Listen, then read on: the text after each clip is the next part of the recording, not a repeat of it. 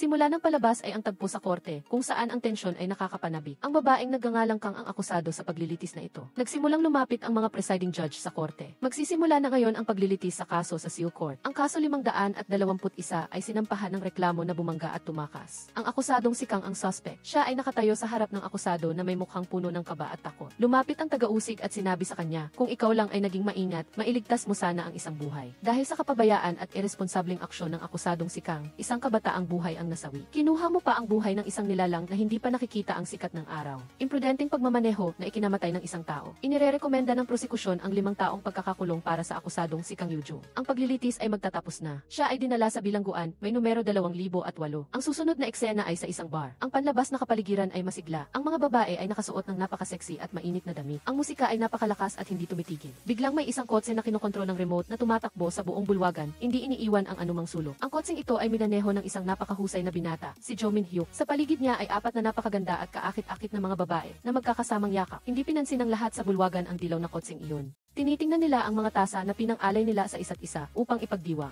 Biglang lumapit si Lee sa lugar kung saan siya nakahiga at itinuro ang kabila ng lawa ay isang napakakilalang aktres na si Hong In-jo. Huwag mo silang istorbohin. Pagkatapos sabihin iyon, lumapit si Lee sa aktres, inalok siya ng isang baso ng alak at ipinakilala ang kanyang sarili bilang isang tagahanga niya. Pagkatapos ay humingi siya ng autograph. Inilabas niya ang isang papel na pera at inilagay ito sa mesa. Biglang sumugod ang dilaw na kotse na nagpatapon ng alak sa buong papel. Si Min-hyuk ay lumapit na may mukha na puno ng pagmamataas, ibinigay sa aktres ang isang asul na papel at humingi ng autograph dito. Binuksan niya ito at sa loob ay isang credit card. Pagkatapos, nag-date ang dalawa sa isang motel, yakap at naghahalikan. Pinukaw niya si Min-hyuk upang tanggalin ang kanyang mga damit. Kanyang hinubad ang kanyang panlabas na damit at pumasok sa banyo. Hinubad niya rin ang kanyang bra at inabot ito sa kanya upang akitin at tuksuhin siya. Ang kanyang mukha ay tila hindi masaya at sinabi niya na walang nakakatuwa. Lumabas ang aktres mula sa banyo, nakabalot sa isang puting tuwalya. Hindi niya nakita si Min-hyuk. Tinawag niya siya, "Kuya, nasaan ka na? Nagustuhan mo ba ito?" Pagkatapos ay ibinagsak niya ang tuwalya. Si Min-hyuk ay umalis na sa elevator. Si Kang Yoo-jung ay nasa labas, ginugulo ng ilang manggagawa. Siya ay nandidiri at sinabi, "Oh is by God, oh is by God." Pagkatapos ay lumapit ang isang lalaki at sinabi na nakakuha siya ng 2 taxi sa parehong oras. "Gusto mo ba ng isa?" Masayang tinanggap niya ito at kinuha ang numero mula sa kanya. Tinanong ng lalaki, "Okay lang ba kung lalaki ang pasahero?" Tiyak na hindi, sagot niya. Mabilis siyang kumuha ng sasakyan para pumunta sa address na ibinigay sa kanya. Dahil ito ang unang pagkakataon na ginawa niya ito, hindi siya sigurado sa lahat, lalo na sa control panel. Napress niya ang sunroof. Sa loob ng kotse ay isang binata, si Jo Min-hyuk. Gumising siya at nagtanong kay Kang Yoo-jung kung anong trabaho niya. Sinabi niya na driver siya. Pagod siyang nagtanong kung nasaan ang karaniwang tanga na driver. Hindi niya alam kung ano ang gagawin. Sinabi niya sa kanya na iwan na lang iyon at magsimulang magmaneho. Dahil may kaunting alak siya, inilagay niya ang kanyang kamay malapit sa balikat niya habang nagmamaneho. Nag-alala siya at mumiti lang.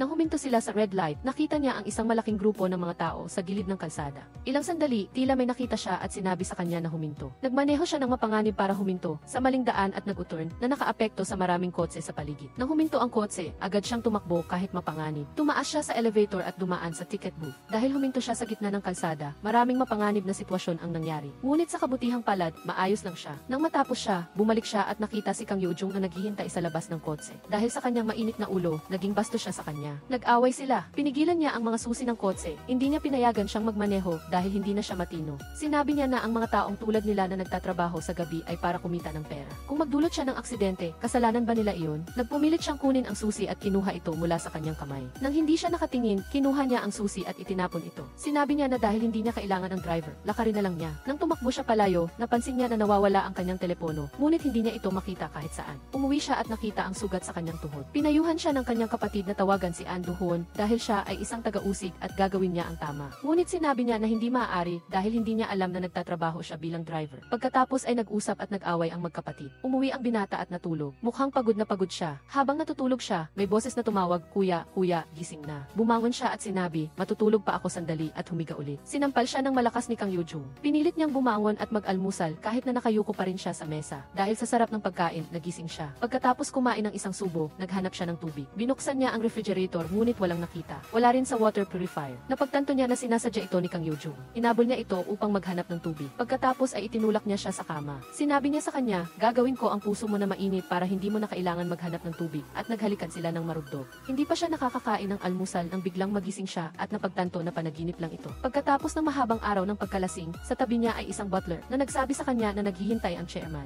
Lumabas siya na isang mayaman na anak ng chairman. Sinabi ng butler na ang babae ay maaaring nawala sa Daejeon at maaaring nasa ibang lugar na ngayon. Sinabi niya sa butler na hanapin siya, huwag na humingi ng paumanhin at itinaboy siya palabas. Ang susunod na eksena ay sa isang malaking gusali ng korte. Ipinakilala ng binata ang kanyang sarili bilang isang taga-usig na tumutulong sa mahihina, isang taga-usig na matapat at naghahanap lamang ng katotohanan. Siya ay laging mahigpit sa kanyang sarili. Pinasumpaan niya sa sarili na magiging isang matuwid na taga-usig. Ang batang master na si Jo Min-hyuk ay bumaba sa hagdan at tinanong ang kanyang kapatid na babae na saan si tatay. Siya ay bumababa sa elevator kasama ang mahigpit na taga-usig. Nagtanong siya, ano ang ginagawa mo? Ang taga-usig na ito ay pumunta sa bahay ng chairman at nagsalita tungkol sa multa na 1,740,000 won, ang kabuang multa para sa 3 kotse na pagmamay-ari niya noong nakaraang buwan. 24,500,000 won ay ang kabuang resibo mula sa mga hotel na tinirhan mo at ang mga bill para sa mga damit na ipinadala ng mga babae. Sinabi ng kanyang ama na naging ganoon siya dahil masyado siyang inispoiled at wala siyang ginagawang kontribusyon para sa kumpanya, kaya huwag ka nang magdulot ng gulo. Sinabi ng kanyang ama na kanselahin ang kasunduan sa kasal at pinagtabuyan siya palabas. Ang sekretarya ay tumayo sa tabi niya at sinubukang ipagtanggol siya, ngunit bumangon siya at lumabas. Nakasuot siya ng magandang damit para sunduin si Jo Han-il at nakilala ang sekretarya ng kanyang ama. Hindi siya nagsalita at tumalikod na sana, ngunit sinabi niya, mas maganda kung dadalhin mo ang singsing. Kinuha niya ang singsing at tiningnan ito, pagkatapos ay sinabi sa harap ng kanyang ama, maaari kang maging kaakit-akit hanggat gusto mo, ngunit huwag mo itong gawin dito dahil hindi ako sanay. Mag-asta ka lang ng normal, at umalis siya. Si Kang Yoo-jung ay nagtatrabaho ng part-time sa ticket booth. Siya ay napakamatipid. Inimbitahan siya ng kanyang kaibigan na kumain kasama ang kumpanya ngayong gabi. Ngunit tumanggi siya at sinabing abala siya ngayon. Ngayon ay isang napakahalagang araw para sa kanya. Si Jo Min-hyuk ay dumating sa airport at nakilala si Shin Se-eun. Sinabi niya, ang ating mga pamilya ay matagal ng parang magkapatid, kaya ano ang kasal na ito? Pagkatapos marinig iyon, umalis siya. Binuksan niya ang kahon ng singsing at sinabing, hindi mo ba tatanggapin? Sumagot siya, kung ayaw mong magpakasal, huwag mo itong gawin. Huwag mong gamitin ang aking ama bilang dahilan para pilitin ang sarili mo. Sinabi niya, hindi ko sinabi na ayaw ko. Bakit ko naman ayaw? Nag-uusap at nagpapalitan sila ng mga salita sa kotse. Sa wakas, dumating sila sa lugar kung saan nagtatrabaho si Kang Yoo-jung bilang ticket booth attendant.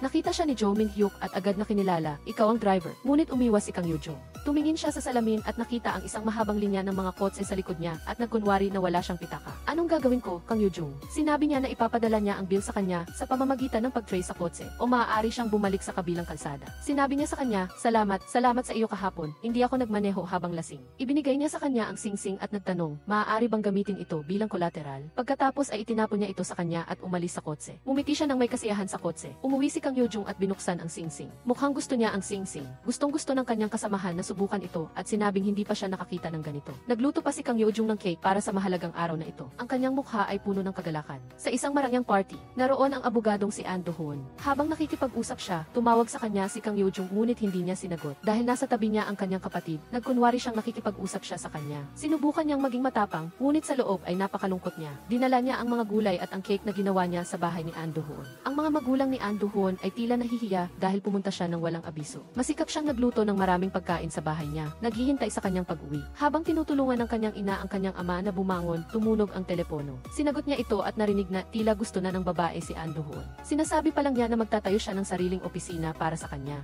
Ang balitang ito ay parang kidlat sa kanya, ngunit kailangan niyang manatiling kalmado at tawagin ang ina ni An Do-hoon upang sagutin ang telepono. Narinig ng ina ni An Do-hoon ang tawag at nalaman ni Kang Yoo-jung ang tungkol dito. Ang kanyang ina ay napahiya sa kanya dahil napakagulo ng kapaligiran, nagpaalam siya upang umalis. Nang marinig iyon, natuwa ang ina ni An Do-hoon at pinuna siya, huwag mo nang dalhin ang pagkain dito. Matanda ka na, kaya huwag kang basta-basta pumasok sa bahay ng iba. Pagkatapos ay umalis siya at dinala ang cake sa bahay. Agad niyang hiniwa ang cake at kinain ito upang mapawi ang kanyang galit. Kumain siya habang umiiyak ng husto. Muli niyang sinuot ang singsing na ibinigay ni Jo Min-hyuk sa kanyang kamay at tiningnan ito sa salamin. Pinunasan niya ang kanyang mga luha at ngumiti upang aliwin ang kanyang sarili. Dumating si An Do-hoon at isinakay siya sa kotse. Hindi alam na nalaman na niya ang tungkol sa kanya. Sa bahay ni Jo Min-hyuk, tensyonado ang sitwasyon dahil sa pagdating ni Shin Se-eun, An Do-hoon at Kang Yoo-jung. Pumunta sina An Do-hoon at Kang Yoo-jung sa isang pub upang lutasin ang kanilang hindi pagkakaunawaan. Humingi siya ng paumanhin sa kanya dahil sa pagpunta niya sa blind date ang hindi tumanggi at sinabi niya na hindi na ito mangyayari muli. Pagkatapos magsalita, inilabas niya ang Sing at inalok siya ng kasal. Pumayag siya. Pagkatapos, sina Shin Se-yeon at Jo Min-hyuk ay nagpunta upang maglaro ng bilyar. Nagpakasal sila ng walang damdamin. Tinanong ni Jo Min-hyuk ang kanyang ama, maaari ba kaming maghiwalay pagkatapos naming magpakasal? Sumagot ang kanyang ama, pagkarinig pa lang ng balita na ikakasal kayo ni Shin Se-yeon, tumaas na agad ang mga stock. Habang nakikipag-usap sa kanyang ama, nakatanggap siya ng tawag mula kay Kim Hae-jin. Habang nagmamaneho sa ulan, biglang namatay ang makina ng sasakyan ni An Do-hoon. Tinapik niya ito ng ilang beses at umandar muli ang sasakyan. Pagkatapos ng ilang sandali, biglang nawalan siya ng kontrol sa sasakyan. Napakadelikado ng sitwasyon. Tila may nabangga ang kanyang sasakyan. Bumaba si An Do-hoon sa sasakyan at may nakita. Sa oras na ito, bumaba rin si Kang Yoo-jung para tumingin. Natakot siya at mabilis na hinila siya pabalik sa kotse at umalis. Si Kang Yoo-jung ay walang ideya kung ano ang nangyari at mukhang inosente pa rin. Ngunit si An Do-hoon ay hindi, ang kanyang mukha ay puno ng takot. Si Jo Min-hyuk ay naghahanap din ng isang tao. Nagpadala siya ng kanyang mga tauhan upang hanapin siya at natagpuan nila ang babaeng hinahanap ni Jo Min-hyuk. Patay na si Kim Hae-jin. Gusto ni An Do-hoon na ibenta ang kotse para itago ito. Masayang masaya si Kang Yoo-jung nang umuwi siya at patuloy na tinitingnan ang Sing Sing. Nang malaman na patay na si Kim Hae-jin, mabilis siyang nagtungo sa pinangyarihan. Siya ay lumuhod sa lupa sa kawalan ng pag-asa. Sa oras na ito, dumating din si An Do-hoon sa pinangyarihan. Siya ay labis na nag-aalala sa nangyari. Si Kim Hae-jin ang babaeng na aksidente. Siya ay nasa kritikal na kondisyon at isinugod sa emergency room.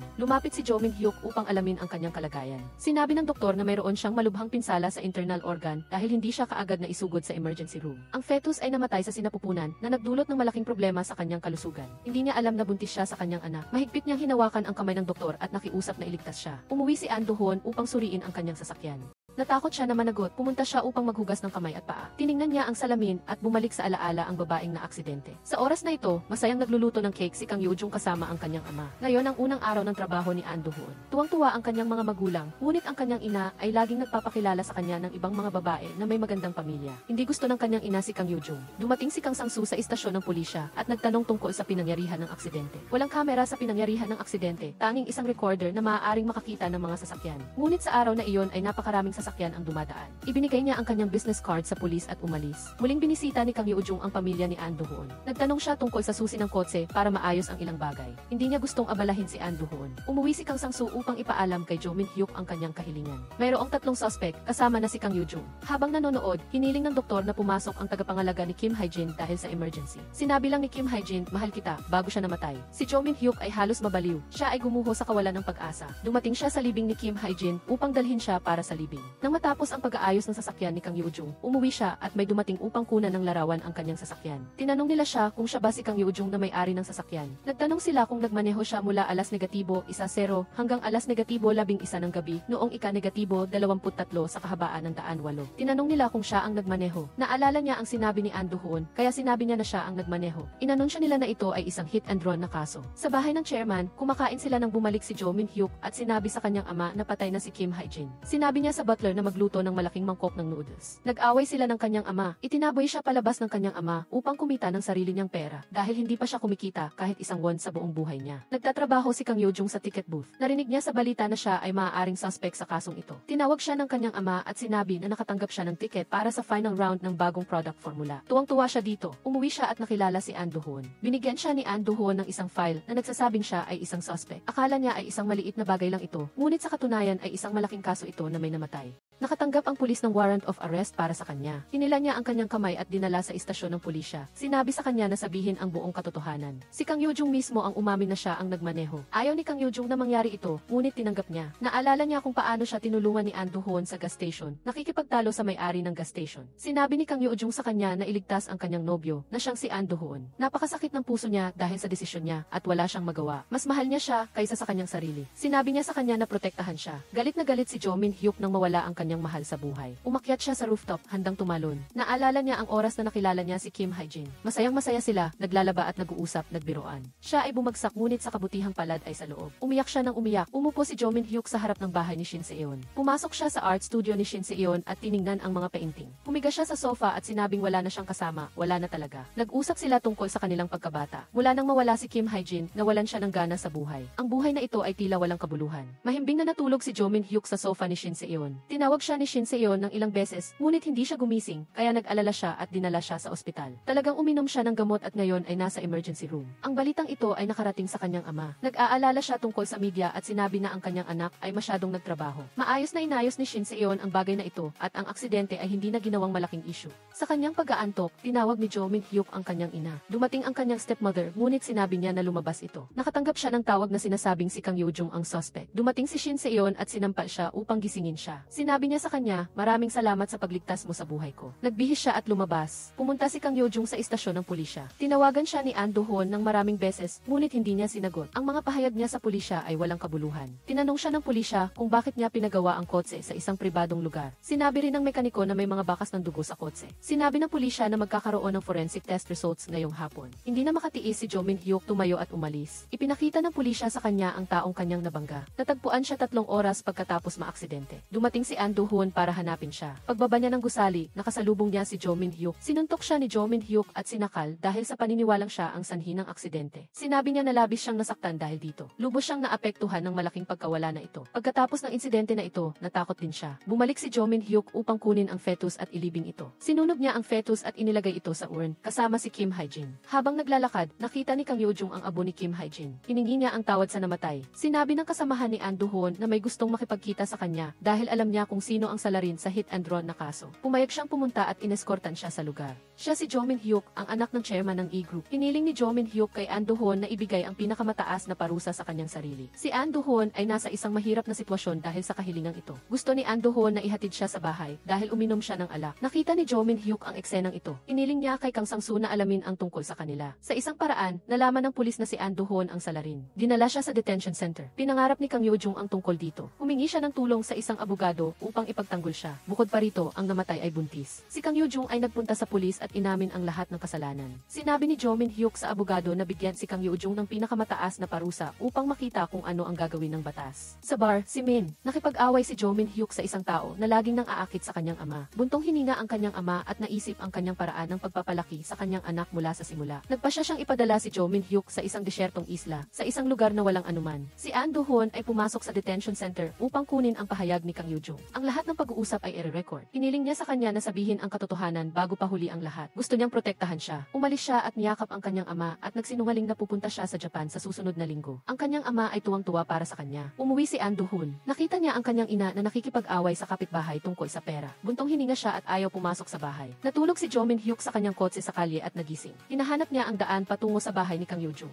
Dumating siya at inilagay ang pera sa cake na ginawa niya. Sinabi niya na dumating siya upang bayaran ang kanyang utang at pagkatapos ay umalis. Nagbenta siya ng kanyang mga personal na gamit sa bahay ng namatay na babae. Nagpadala si Jo Min-hyuk ng maraming pera sa bahay ni Kang Yoo-jung. Ang perang ito ay nakuha mula sa mga bagay na ibinenta niya. Si Kang Yoo-jung at ang kanyang ama ay kumain ng steak. Pagkatapos, nanood sila ng scene ng magkasama. Alam niya na matagal siyang mawawala, kaya ito ang huling pagkakataon na magsasama-sama sila. Ang ama ni Jo Min-hyuk ay bumisita sa kanya sa construction site. Ngunit pagkatapos ay nag-away pa rin sila. Si Jo Min-hyuk ay napahiya sa mga salita at kilos ng kanyang ama. Umiyak siya ng husto dahil sa nangyari. Nawala ang kanyang mahal at nawala rin ang kanyang anak na hindi pa nakikita ang sikat ng araw. Pagkatapos ay pumunta siya upang makipagkita kay Shin Seon. Nagpinta siya sa hotel ng pamilya ni Jo Min-hyuk. Sinabi niya na wala na silang dahilan para magpatuloy. Akala niya ang gusto niya ay ang kanyang buhay. Ngunit ang tanging magagawa niya ay tumingin sa menu habang kumakain. Sabi ni Shin Seon, mayroon tayong lahat, wala tayong hindi pagmamay-ari. Kaya sundin natin ang sinabi ng ating mga magulang. Lumapit si Jo Min-hyuk, hinawakan ang kanyang kamay at nagmakaawa. Mangyaring magpakasal ka sa akin. Kapag namatay ang aking ama, hahayaan kitang umalis. Tumawa siya at sinabi, baliw ka ba? Inihagis niya ang isang dakot ng barya. Pagkatapos ay kinuha niya ang singsing at isinuot sa daliri ni Shin Seon. Sinabi niya, ngayon lang, hawakan mo ang aking kamay. Sa hapunan kasama ang pamilya, kumain siya ng masarap at sinabing, tatay, masarap ang pagkain. Sinabi ng kanyang ama, napagtanto mo na kahit ang isang butil ng bigas ay dahil sa akin. Tumango siya at sinabing, alam ko na. Sabi ng kanyang ina, kung wala kang pera, dapat ay nagtanong ka. Sumagot siya, wala rin naman kayong pera. Lahat ng pera ay sa aking ama. Dagdag pa niya, sinusunod ko ang kagustuhan ng aking ama. Magpapakasal ako kay Shin Seon nang walang anumang problema. Kung gagawin ko iyan, ano ang ibibigay sa akin ni tatay? Ang kasal na ito ay isang transaksyon, hindi ba? Mayroon akong matatanggap. Pumiti ang kanyang ama at nagtanong, ano ang gusto mo? Sumagot siya, ang hotel, ibigay mo sa akin.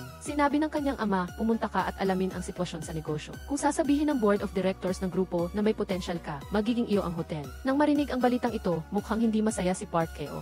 Napagtanto ito ni Jo Min-hyuk, kinuha niya ang mangkok, itinaas ito sa harap ni Park Kye-ok, pagkatapos ay ibinaba ito at nagpaalam. Pumunta siya sa silid ng butler, ibinigay sa kanya ang file tungkol sa Gi Hotel na kanyang hiniling. Nagtanong siya sa butler, nalaman mo na ba ang tungkol sa taga-usig na si An Do-hoon? Ano ang resulta? Ang kanyang mukha ay kasing lamig ng yelo nang sabihin niya ito. Sa kanyang silid, tiningnan ni An Do-hoon ang larawan nila ni Kang Yoo-jung na magkasama. Kinuha niya ang 4-leaf clover logo mula sa kanyang bulsa. Naalala niya ang nakaraan. Lumabas siya at tinawagan si Kang Yoo-jung. Sinabi, noong high school pa ako, nadurog ang aking ama sa isang crane habang nagpoprotesta laban sa kanyang hindi makatarungang pagpapaalis. Hindi pa nga siya nakakuha ng tamang medikal na atensyon bago magtungo sa korte. Nahatulan siyang may kasalanan sa paninira at ang kanyang ina ay kailangang bayaran ang mga gasto sa korte sa loob ng 10 taon para sa kumpanyang nagpaalis sa kanyang ama. Ang kawalan ng kapangyarihan ay isang krimen. Ang paglaban sa mga makapangyarihan ay isang krimen. Gusto niyang magbago. Gusto niyang gawing pantay ang lahat sa harap ng batas. Inaliw siya ni Kang Yoo-jung. Kaya mo iyan, sabi niya. Kaya ka nagtatrabaho ng gusto. Ngayon, nagsisisi siya, labis na nagsisisi, dahil ginawa niyang mananagot siya sa kanyang mga kasalanan.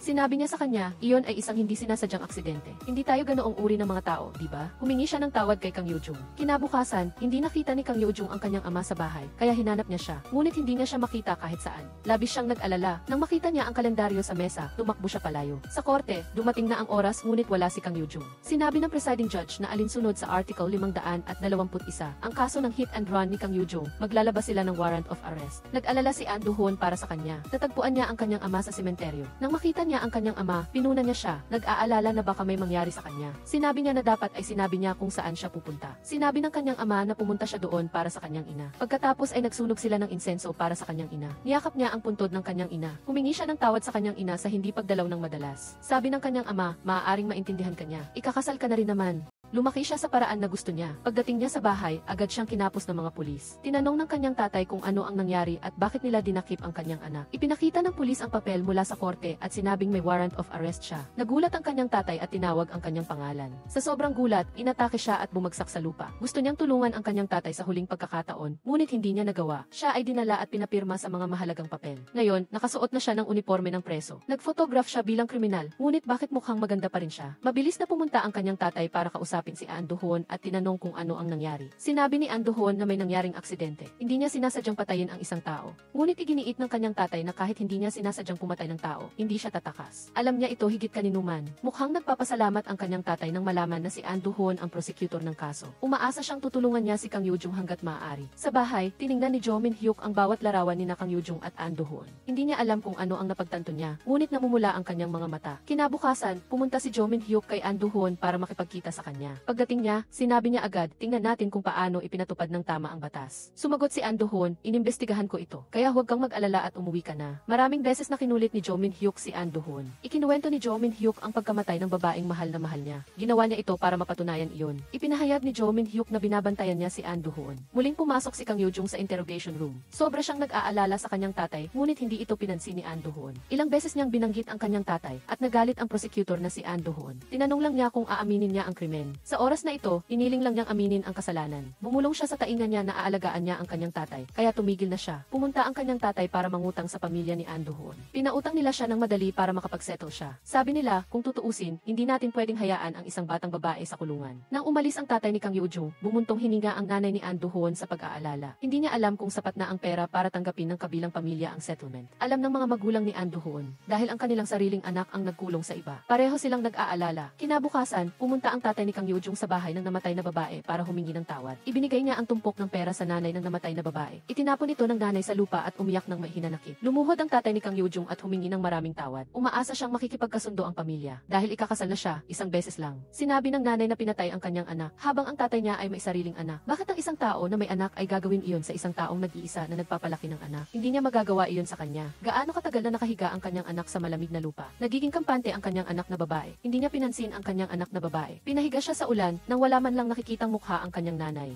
Gusto niyang makipagkasundo para iligtas ang kanyang anak. Kahit gupitin ang kanyang katawan ay hindi pa rin sapat. Kinuha niya ang pera at ibinalik. Sinabi niya na hindi siya makikipagkasundo. Itinapon niya ang pera at kumalat ito. Nagmamadaling pulutin ito ang tatay niya. Inatake siya sa ulo at bumagsak sa lupa. Hindi na siya makabangon. Nagsimula na ang paglilitis. Isang kriminal na paglilitis sa Seal Court. Ang kaso ay may numerong 521. Aksidenteng hit and run. Ang akusado ay si Kang Yoo-jung. Mahinang lumakad siya patungo sa witness stand. Sa oras na ito, naaalala Inaalala niya ang kanyang nakaraan kasama si An Do-hoon. Lubos siyang nagtitiwala sa kanya. Sinabi ni An Do-hoon na dahil sa irresponsableng kilos ni Kang Yoo-jung, namatay ang isang kabataan. Na isang mahalagang buhay, na kinuha ang buhay ng isang nilalang na hindi pa nakikita ang sikat ng araw. Ito ay isang katotohanan na hindi matatanggihan sa anumang kadahilanan. Dahil dito, inirerekomenda ng prosekusyon ang pinakamataas na parusa para sa akusado na si Kang Yoo-jung na 5 taong pagkakakulong. Ibinaba ng hukom ang martilyo ng 3 beses bilang tanda ng pagsang-ayon. Matapos ang paglilitis, lumabas si An Do-hoon para makipagkita kay Jo Min-hyuk. Sinabi ni Jo Min-hyuk na napakagaling niya sa paglilitis. Sinabi niya na binaliwala niya ang kanyang personal na damdamin para magpasya. Sa kalagitnaan ng pag-uusap, tumunog ang telepono ni An Do-hoon. Ito ay tawag mula sa ospital. Formal na nakakulong si Kang Yoo-jung. Ang kanyang numero ay 2008. Hindi siya makatulog at palaging nakahiga ng gising. Nag-ubo siya ng ilang beses at nagising ang lahat. Sa kulungan na ito, mayroong mga baguhan at mayroon ding mga veterano. Binugbog siya ng mga veterano. Kinabukasan, habang nag-ehersisyo, nawalan siya ng malay. Pagkatapos, dinala siya sa doktor. Sinabi ng doktor na buntis siya. Nakarating kay Jo Min-hyuk ang balita. Nasabi niya, ang balitang ito ay talagang interesante. Nang marinig ito ng prosecutor na si An Do-hoon, nalungkot siya at nasaktan.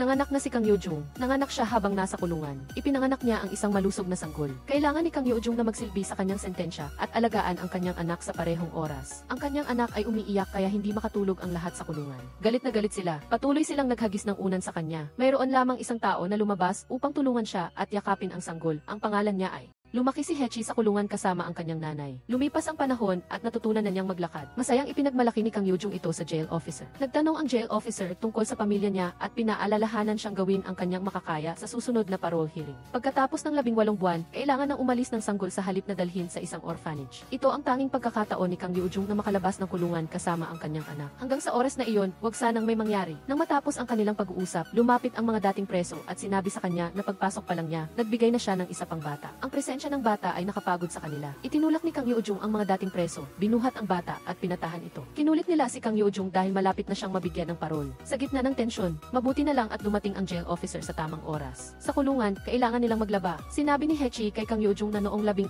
na taong gulang siya, nanganak din siya sa kulungan. Nang 8 buwan na ang kanyang anak, ipinaubayan niya ito sa iba. Titig na titig si Kang Yoo-jung kay Hae-chi nang hindi kumikibo. Nagpatuloy si Hae-chi, mayroong taong mag-aalaga sa aking anak ng mas mahusay kaysa sa akin. Ngunit hindi nagustuhan ni Kang Yoo-jung ang ideyang iyon. Sinabi niya na hindi niya ipapadala si Sanchi kahit saan. Sa bahay, inalagaan ni An Do-hoon ang tatay ni Kang Yoo-jung. Sa oras na ito, hindi na malinaw ang pag-iisip ng kanyang tatay. Nang makita ng kanyang tatay ang sulat niya, gusto niyang basahin ito at tumanggi siyang kumain. Ikinuwento niya ang kanyang buhay sa kulungan at sinabi sa kanyang pamilya na huwag silang mag-alala sa kanya. Iniling niya kay An Do-hoon na alagaan ang kanyang tatay. Pinakain niya ito at nilinis ang bahay. Nang makauwi siya, naghahanda ang kanyang mga magulang na magbakasyon. Nagbigay siya ng kaunting pera sa kanyang tatay, ngunit pinigilan siya ng kanyang nanay. Sinabi ng kanyang nanay na huwag na siyang pumunta sa bahay ni Kang Yoo-jung. Ginawa na raw ng pamilya niya ang lahat ng kanilang makakaya. Hindi raw masisisi si Kang Yoo-jung. Sinabi niya na hindi niya tatanggapin ang isang manugang na may crossed out na Z. Nagpapasukat si Jo Min-hyuk ng damit para sa kanyang inauguration ceremony. Lumapit ang butler at sinabi sa kanya na may re-election party si Commissioner Shin ngayong gabi. Narinig na ito ni Jo Min-hyuk ng maraming beses. Gustong bumili ni Radong ng isang painting sa halagang 7 milyong dolyar. Pumunta si Jo Min-hyuk sa bahay niya at nakipag-usap sa kanya. Sinabi niya na hilig ng kanyang tatay na bihisan siya ng marangya at ipagyabang siya sa lahat. Sa opisina ng prosecutor na si An Do-hoon,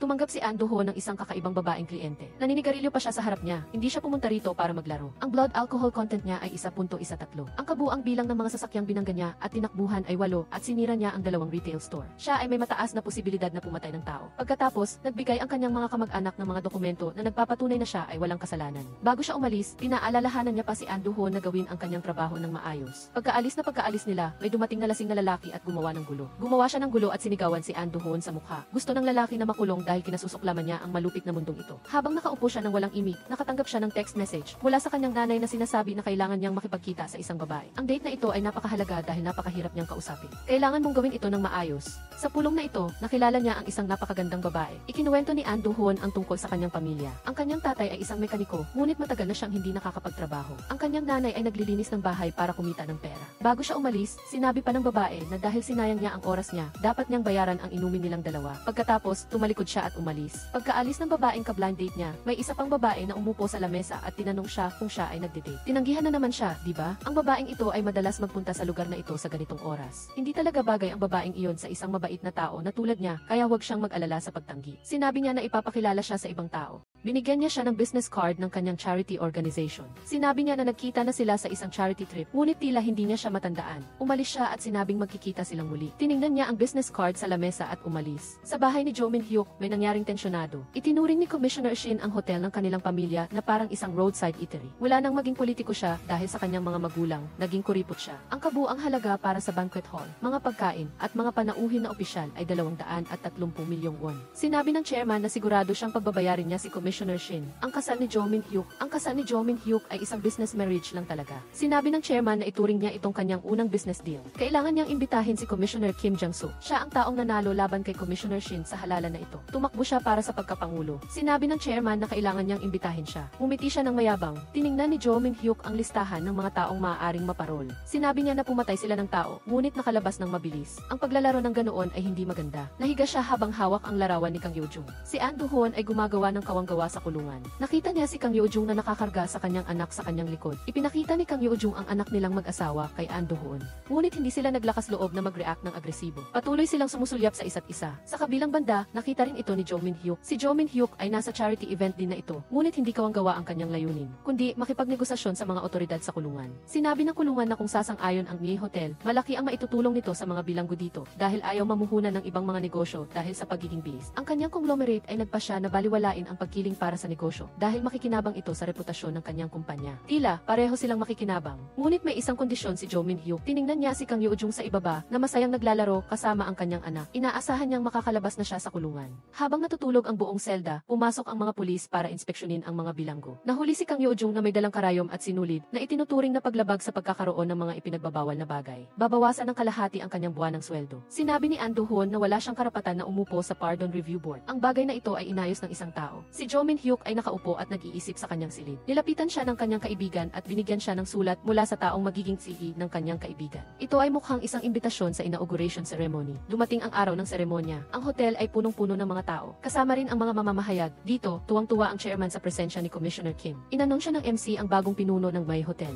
Iyan ay ang Chief Executive Officer. Iyan ay si Jo Min-hyuk. Palakpakan ng buong bulwagan para salubungin ang kanyang pagpasok. Nakasuot siya ng malinis at purong puting suit. Ipinakilala ni Jo Min-hyuk ang taong mananagot kasama niya para sa Mie Hotel. Iyan ay si Radong. Bumaba siya at inakay ang kanyang kamay sa entablado. Medyo nagulat si Radong sa ginawa ni Jo Min-hyuk. Habang nag-toast ang buong bulwagan, may sumugod mula sa labas. Sila ay isang grupo ng mga gangster na pumunta para dakpin si Commissioner Kim Jang-soo dahil sa pandaraya sa bidding para sa konstruksyon at pagtanggap ng suhol. Sa oras na ito, mabilis na nagkuha ng litrato ang mga mamamahayag. Tila, ang bagay na ito ay bahagi ng plano ng chairman. Sa pagtatapos ng party, sinabi ni Radong kay Jo Min-hyuk, "Ikaw at ang chairman ay ginamit ako bilang palamuti." Umalis siya ng galit. Sa oras na ito, nasiyahan ang chairman dahil ang lahat ay nangyari ayon sa kanyang gusto. Ang chairman ay nasa kanyang silid nang tumunog ang telepono mula kay Chairman Shin na tumatawag upang magmakaawa. Pumunta si Radong sa hotel room at nag-isip. Alam niyang ang lahat ng nangyari ay ayon sa plano ng chairman. Sa kulungan, nagkaroon ng gulo sa banyo. Nakita ito ni Kang Yo-jung at tinawag agad ang jail officer. Hindi siya makatayo lang at manood, kaya kinuha niya ang walis at pinalo sila. Tinawag ni Jo Min-hyuk si Prosecutor An. Sinabi ni Jo Min-hyuk na hindi siya maaaring magpataw ng parusa. Dapat siyang magpatawad. Hindi ka ba napapagod? Ang nangungunang prosecutor mula sa Training Institute ay naging prosecutor.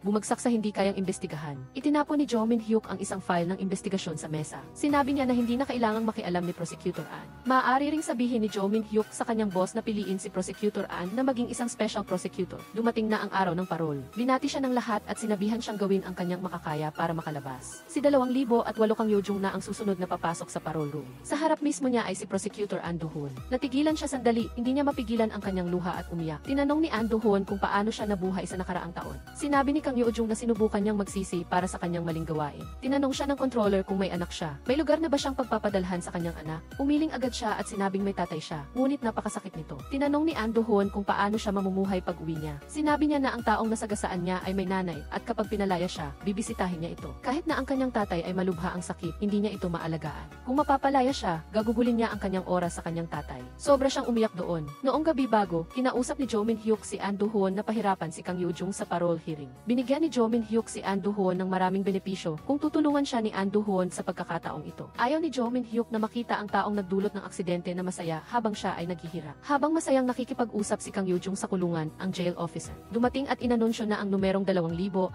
ay may bisita. Nagulat siya dahil hindi niya alam kung sino ang bumisita. Akala niya ay si An Do-hoon ang dumalaw sa kanya. Ngunit nang lumabas siya, hindi si An Do-hoon ang nakita niya, kundi si Jo Min-hyuk. Natigilan siya ng ilang segundo at humiling na pumasok. Sinabi ni Jo Min-hyuk sa kanya na kung komportable siya sa kulungan kulungan, manatili na lang siya doon. Kung lalabas siya, magiging mahirap ang buhay. Tinanong ni Kang Yeojung kung sino siya at bakit niya ito ginagawa sa kanya. Sinabi ni Jo Min-hyuk na marami siyang oras para mag-isip. Hiniling ni Jo Min-hyuk na itigil na ang pag-uusap. Kinabukasan, habang pinapatahan niya ang kanyang anak sa workroom, dumating ang jail officer at sinabihan siyang tumabi. Sinimulan nilang suriin ang bata at nakakita ng maraming pasa. Hiniling ng jail officer na dalhin ang bata at sinabing hindi na siya maaaring manatili pa kasama ang kanyang anak. Umiyak siya at nagmakaawa, hindi niya maintindihan kung bakit nangyari ito. Agad na bumaling si Kang Yeojung kay Haechi at tinanong kung bakit nangyari ito. Bakit ganoon ang kanyang anak? Sinabi ni Haechi na hindi niya alam na si Kang Yeojung ang nanay ng bata. Sa sandaling ito, naintindihan niya na si Haechi ang nagpasa sa kanyang anak. Nakita ng isang matandang babae sa tabi niya ang kawalang katarungan at sumugod para hampasin si Haechi. Tinanong ni Haechi kung bakit niya ito ginawa. Itinapat ng babae ang mainit na plansa sa mukha ni Haechi. Pinigilan siya ni Kang Yeojung. Nagkaroon ng gulo ang tatlong tao. Naputol ang cord ng plansa at nagbuga ito ng mainit na singaw. Nagkaroon ng matinding paso si Kang Yeojung. Si Kang Yeojung, pagkatapos ay dinala siya ng jail officer sa ospital para magamot. Patuloy siyang nagtatanong kung nasaan ang kanyang anak. Hindi na niya naaalala ang kanyang sugat. Tinawag ni Jo Min-hyuk ang kanyang sekretaryo na si Kavep Angsu. Sinabi niya na nakilala niya ang 5 miyembro ng parole board para kay Kang Yeojung. 2 ang sumang-ayon at 2 ang hindi. Hindi ito inaasahan ni Jo Min-hyuk. Isang bastos ba si An Do-hoon pagdating sa pag-ibig? Hindi hahayaan ni Jo Min-hyuk na mangyari ito. Tinawagan ni Kang Yeojung si An Do-hoon. Inanunsya niya na inilipat ang kanyang anak dahil sinabi ng jail officer na inabuso niya ang bata. Hindi na niya makikita pa ang bata. Maaari siyang manatili dito habang buhay. Ngunit hiling niya na hanapin niya ang bata para sa kanya at iligtas ang kanyang anak. Sinabi ni An Do-hoon na hahanapin niya ang bata para sa kanya. Siya ay nababaliw sa pagkawala ng kanyang anak. Sa gabi, dumating ang jail officer at kinuha ang lahat ng gamit ng bata. Si Haechi ay inilipat sa isang vocational room. Tuturuan siya ng mga kasanayan sa makeup hanggang sa mabigyan siya ng parole at makalabas ng kulungan. Sa silid ng ospital sa kulungan, narinig ang boses ni Kang Yeojung na kumakanta. Labis siyang nagdadalamhati dahil hindi niya makita ang kanyang anak. Pumunta si Jo Min-hyuk para hanapin si An Do-hoon at pinasalamatan siya dahil sa desisyon niya na huwag bigyan ng parol si Kang Yeojung. Sinabi ni Jo Min-hyuk na kung makakalabas siya, gagawin niya siyang pinakamalas na tao. Inaasahan din niyang mabubulok siya sa kulungan. Si Kang Yeojung ay pinalaya at sa likod niya ay si An Do-hoon. Nagyakapan sila. Umiiyak si Jo Min-hyuk habang tinitingnan ang larawan ni Herin. Ayaw na ayaw ni Jo Min-hyuk sa Paris ni An Do-hoon at Kang Yeojung. Hawak niya ang larawan nila pagkatapos ay ginulot niya ito. Samantala, nagtanong si Kang Yeojung kung kamusta ang kanyang anak at ang kanyang tatay. Sinabi ni An Do-hoon na ipinadala niya ang kanyang tatay sa isang nursing home. Bisitahin muna niya ang kanyang tatay. Ngunit sinabi ni Kang Yeojung na bisitahin muna nila ang kanyang anak. Habang nakasakay sa kotse kasama si An Do-hoon, pakiramdam niya ay nananaginip siya. Patuloy siyang nagtatanong tungkol sa kanyang anak, ngunit hindi nagsasalita si An Do-hoon. Dinala siya ni An Do-hoon upang kunin ang resulta. Namatay ang kanyang anak dahil sa sepsis. Nang matanggap ni An Do-hoon ang tawag, patay na ang kanyang anak. Agad siyang tumakbo palabas para hanapin si Sanchi. Patuloy siyang sumisigaw sa sakit, Sanchi, Sanchi. Sinabi ni An Do-hoon na patay na si Sanchi at huwag na siyang maghanap pa. Sumigaw siya na hindi siya naniniwala na ito ay totoo. Pagkatapos, si Kang Yeojung.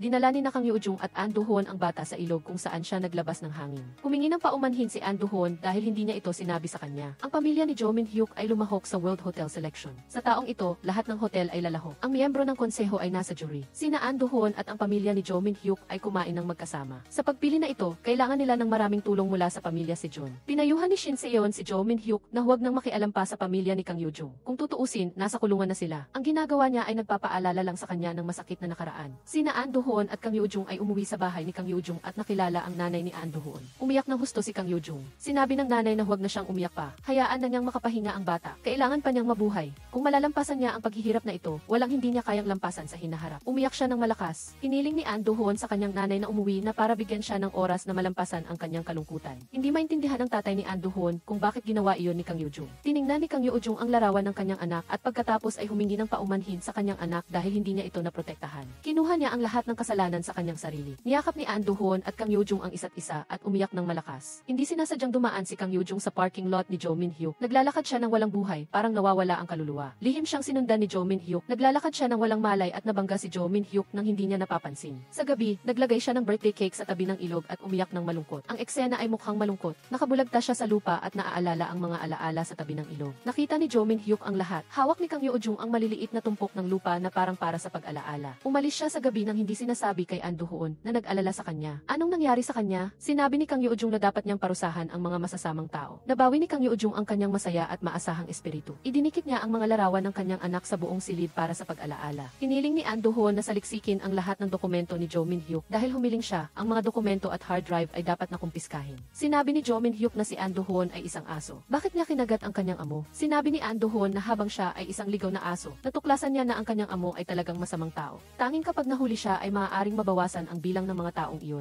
Naghawak si Jo Min-hyuk ng isang mahalagang file. Hiniling ni An Do-hoon na ibigay niya sa kanya ang file na iyon. Sinabi ni Jo Min-hyuk na hindi siya magiging masaya kapag nakita niya ito, ngunit kung gusto niya, dapat niya itong tingnan. Susubukan ni An Do-hoon na kunin ang file, ngunit tumunog ang telepono. Hiniling sa kanya na umatras kaagad. Kinulit ni Jo Min-hyuk si An Do-hoon at sinabi na gusto niyang makita kung ano ang mangyayari kapag sinuri niya ang file. Ang direktor mismo ang humiling sa kanya na umatras. Hindi niya pinahintulutan na ibagsak ang E Corporation. Natagpuan niya ang ebidensya, ngunit pinigilan siya ng direktor. Kung gusto pa rin niyang gawin ito, dapat siyang mag-resign. Pumunta si Kang Yoo-jung para bisitahin ang kanyang tatay. Hindi na malinaw ang pag-iisip ng kanyang tatay ngayon. Nakalagay ang kanyang tatay ng jacket kahit hindi pa panahon para maghintay sa kanyang pagbabalik. Ilang araw na siyang nakaupo doon. Pinayuhan siya ni Kang Yoo-jung na umuwi na at tanggalin ang kanyang jacket. Sinabi niya nakaarawan ng kanyang tatay ngayon. Ibinigay ni Kang Sang-soo sa kanyang assistant ang mga dokumento at hiniling na asikasuhin ang trabaho para sa kanya. Sinabi ng assistant na may bisita siya, si Jo Min-hyuk. Tinanong ni Kang Sang-soo kung nasaan si Kang Yoo-jung. Binalikan ni Jo Min-hyuk ang issue ng parol ni Kang Yoo-jung. Si Kang Sang-soo ang humadlang dito. Inanyayahan ni Jo Min-hyuk si Kang Sang-soo na kumain kasama niya. Sinabi ni Kang Sang-soo na abala siya ngayong gabi dahil may kasama siyang kakain. Sinabi ni Jo Min-hyuk na ipakilala niya ang taong kasama niya sa lahat. O hindi niya kayang ipakilala? Ibig sabihin, mayroon siyang lihim na itinatago. Sinabi ni Kang Sang-soo na tila hindi pa siya tinatanggihan, di ba? Kung napakahirap, tumigil na siya.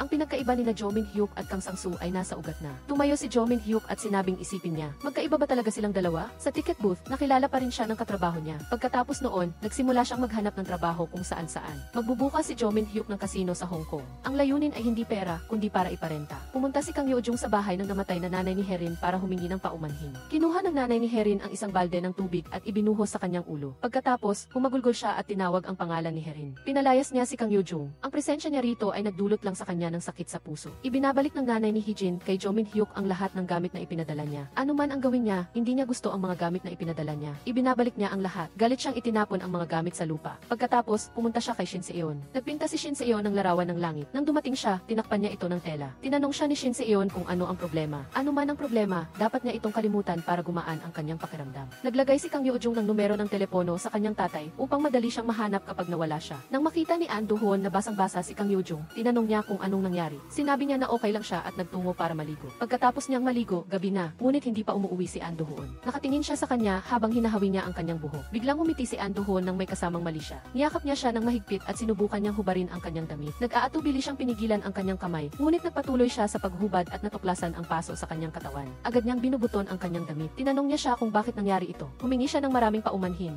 Sinabi niyang nakahanap na siya ng trabaho. Mag-umpisa na siya bukas. Tuwang-tuwa siya sa balitang ito. Nang umuwi si An Do-hoon, tinanong siya ng kanyang nanay tungkol kay Kang Yoo-jung. Sinabi ng kanyang nanay na baka gusto na niyang makasama si Kang Yoo-jung. Hiniling niya sa kanyang nanay na tumigil na. Siya ang may kasalanan sa lahat kaya dapat siyang managot. Nagtalo ang mag-ina. Dahil sa sobrang emosyon, sinigawan niya ang kanyang nanay. Lumabas si An Do-hoon para kausapin ang kanyang tatay. Sinabi ng kanyang tatay na ang pagtatapos ng relasyon na ito ay ang tamang gawin. Sa ngayon, sinusuportahan nila ang isa't isa. Ngunit sa kanyang buhay, tiyak na darating ang araw na pagsisisihan niya ang pagsasama nila. An Do-hoon, kung nabuhay pa ang bata, ano ang mangyayari? Sinabi ng kanyang tatay na magpapakasal sila ng walang basbas ng sinuman. Kailangan niyang itago ang kanyang anak sa likod niya. Mula noon, mag-aaway na silang dalawa. Habang nasa eroplano, tinanong ng flight attendant si Jo Min-hyuk kung gusto niya ng alak. Pagkatapos ay tiningnan niya ang larawan at pinuri ang kanyang nobya na napakaganda. Nag-scroll siya sa larawan ni An Do-hoon at Kang Yoo-jung na magkasama. Agad niyang itinapon ang ipad. Nang makarating na siya sa paliparan, tinawagan niya si An Do-hoon. Tinanong niya kung makakapunta siya sa pulong. Dapat siyang pumunta sa pulong ng may sigasi. Sa tabi niya, may nagsabi, kung inimbita ka niya, pumunta ka. Hindi lahat ay maaaring pumunta doon. Gumugol sila ng maraming pera, oras, at pagsisikap para makarating doon. Dumating si Sergio sa bahagi ng donasyon ng Herizen. Pinagsiselosan niya ang pagmamahal na ibinigay ni Jo Min-hyuk kay Kang Yoo-jung kahit 4 na taon na ang nakalipas. Sinabi ni Shin Se-eon na marami na siyang tiniis, kaya hayaan na ni Jo Min-hyuk si Kang Yoo-jung. Pakiusap niya ngayon, aaminin ni Shin Se-eon ang lahat kay Jo Min-hyuk. Sa lugar kung saan nagtatrabaho si Kang Yoo-jung, nakita niya ang kanyang matalik na kaibigan na nagtatrabaho doon. Marami silang pinag-usapan at nagtrabaho ng mabuti. Ang kanilang trabaho ay tinatawag na pag-aayos ng mga plato para sa mga mahahalagang pagdiriwang. Nagkataon na sa pagdiriwang na ito ay kasama rin si An Do-hoon. Nakilala ni An Do-hoon si Kang Yoo-jung. Dumating si Jo Min-hyuk, agad niyang hinila si Kang Yoo-jung palabas ng lugar na iyon upang hindi sila mag-cruise ng landas ni Jo Min-hyuk. Sinabi niya na hahanapan niya ito ng angkop na trabaho. Hiniling ni Shin Se-eon kay Jo Min-hyuk na manatili hanggang sa matapos ang pagdiriwang.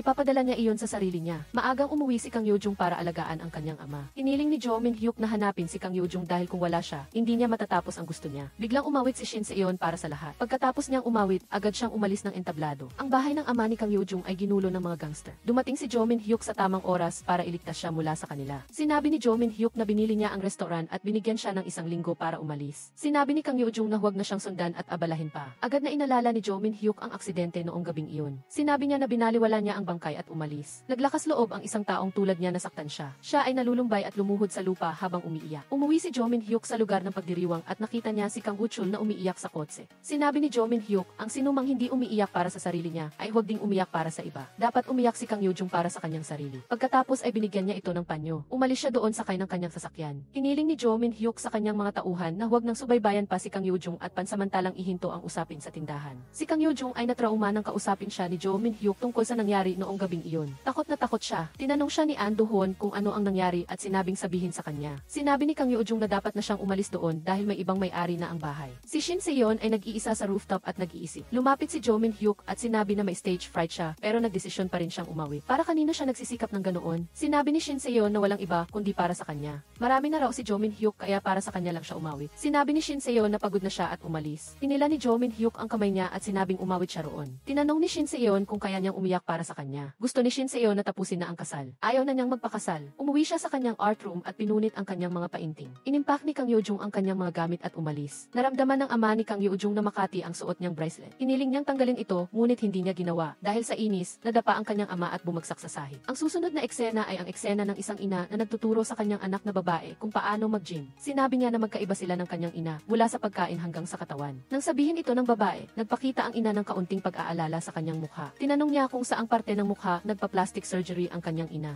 Nagbibiruan ang mag-ina na may kasamang saya. Dumating si Shin Se-yeon para makipagkita kay Jo Min-hyuk para sa isang business contract. Nag-alok siya ng maraming mamahaling singsing para pumili siya at ibigay sa kanya. Ibinigay niya ang kontrata. Hindi dapat lumabag ang dalawang partido sa kasunduan. Dinala ni Kang Yoo-jung ang kanyang ama at siya sa bahay ni An Do-hoon. Hindi natuwa ang ina ni An Do-hoon sa bagay na ito. Sinabi niya na ngayon ay estranghero na sila. Ang mabait na ama ni An Do-hoon ay pinatulog ang ama ni Kang Yoo-jung sa kanyang silid. Nagtrabaho si An Do-hoon hanggang hating gabi. Pag-uwi niya, nakilala niya ang kanyang senior. Pinayuhan siya ng senior na huminto na. May subwena na tinatawag siya sa Korte Suprema. Dahil kay Yang Jaime, pinayagan si Kang Yoo-jung na magpatuloy sa pagtatrabaho doon. Bigla niyang nakita si An Do-hoon na papalapit. Takot na takot siya, kaya hindi siya makatingin sa mukha ni An Do-hoon. Habang nakatali ang kanyang sintas, nakilala ni An Do-hoon si Kang Yoo-jung na nagtatrabaho doon. Ang trabaho niya ay magplansa ng damit. Naalala niya kung paano siya napaso sa kulungan. Hindi niya magawa ang trabahong ito at humiling na umalis. Nakaupo si Kang Yoo-jung sa hagdan nang makita siya ni An Do-hoon na bumaba. Sinabi niya na huwag na siyang magpakita sa kanya, pero nandito pa rin siya. Nakatanggap siya ng tawag at mabilis na tumakbo sa hagdan. Nang makita ito, nagtago si An Do-hoon para hindi siya makita. Nagmamadali siyang hinanap ang kanyang ama. Sa sandaling ito, umuwi ang kanyang ama. Dinala niya ang kanyang ama sa doktor. Sinabi ng doktor na kailangan ng kanyang ama ng brain surgery ngayon. Ang ulo niya ay parang isang time bomb. Nagmakaawa siya sa doktor na iligtas ang kanyang ama. Napakahirap gawin ang operasyon dahil ayaw makinig ng kanyang ama.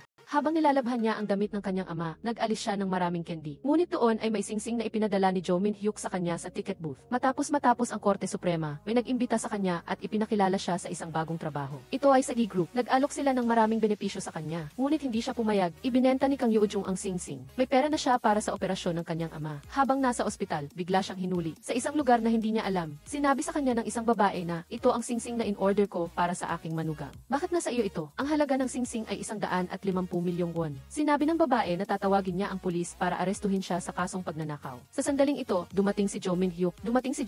At sinabing siya ang nagbigay ng singsing sa kanya. Pagkatapos ay hinila niya ang kamay ni Kang Yoo-jung para umalis. Pagbalik nila sa kanyang kwarto, tinanong niya kung naglakas loob siyang ibenta ang bagay na regalo sa kanya ng iba. Ganoon ka na ba kababa? Sinabi niya. Sinabi ni Kang Yoo-jung na kailangan niya ng pera para sa pagpapagamot ng kanyang ama. Sa sandaling iyon, parang nawala siya sa kanyang sarili. Humingi siya ng tawad, pinalabas siya ni Jo Min-hyuk at sinabing magkikita sila sa istasyon ng pulisya. Pagkatapos ay umalis siya. Hinabol siya ni Kang Yoo-jung at nagmakaawa na iligtas ang kanyang ama sa pagkakataong ito. Hindi niya kayang hayaang mamatay ang kanyang ama ng ganoon. Handa siyang magpakulong at tanggapin ang parusa, basta maoperahan lang ang kanyang ama. Ito na lang, sa isang beses na ito, sinabi niya. Nagbigay si Jo Min-hyuk ng kondisyon. Kung ililigtas ko ang iyong ama, ano ang gagawin mo para sa akin? Mayroon siyang maraming pera at kaya niyang bayaran ang gasto sa operasyon. Nang marinig ito, tiningnan siya ni Kang Yoo-jung. Pagkatapos niyang magsalita, dumating si Kang Woo-chul at sinabing gusto niyang maghanap ng taong sisigawan. Pagkatapos ay tinanong niya kung sino ang kasama ni Jo Min-hyuk. Sinabi niya na pumunta siya doon para makita siya at hiniling kay Kang Yoo-jung na ipakilala ang sarili. Mapaghamon na ipinakilala ni Jo Min-hyuk si Kang Yoo-jung bilang prosecutor An Do-hoon. Kung kakain sila, gusto ba niyang sumama? Humiling si Kang Yoo-jung na mauna nang umalis, ngunit pinilit siya ni Jo Min-hyuk na sumama. Napakakaba ng eksena. Patuloy na nagtatanong si Shin Se-yeon tungkol kay Kang Yoo-jung. Nang nasa banyo si Kang Yoo-jung, sumunod si Shin Se-yeon at tahimik na tinakot siya. Nagsiselo si Shin Se-yeon kay Kang Yoo-jung dahil hinawakan niya si Jo Min-hyuk. Tumakbo si Kang Yoo-jung sa labas at nakita si An Do-hoon. Tinanong siya ni An Do-hoon kung bakit siya tumakbo doon.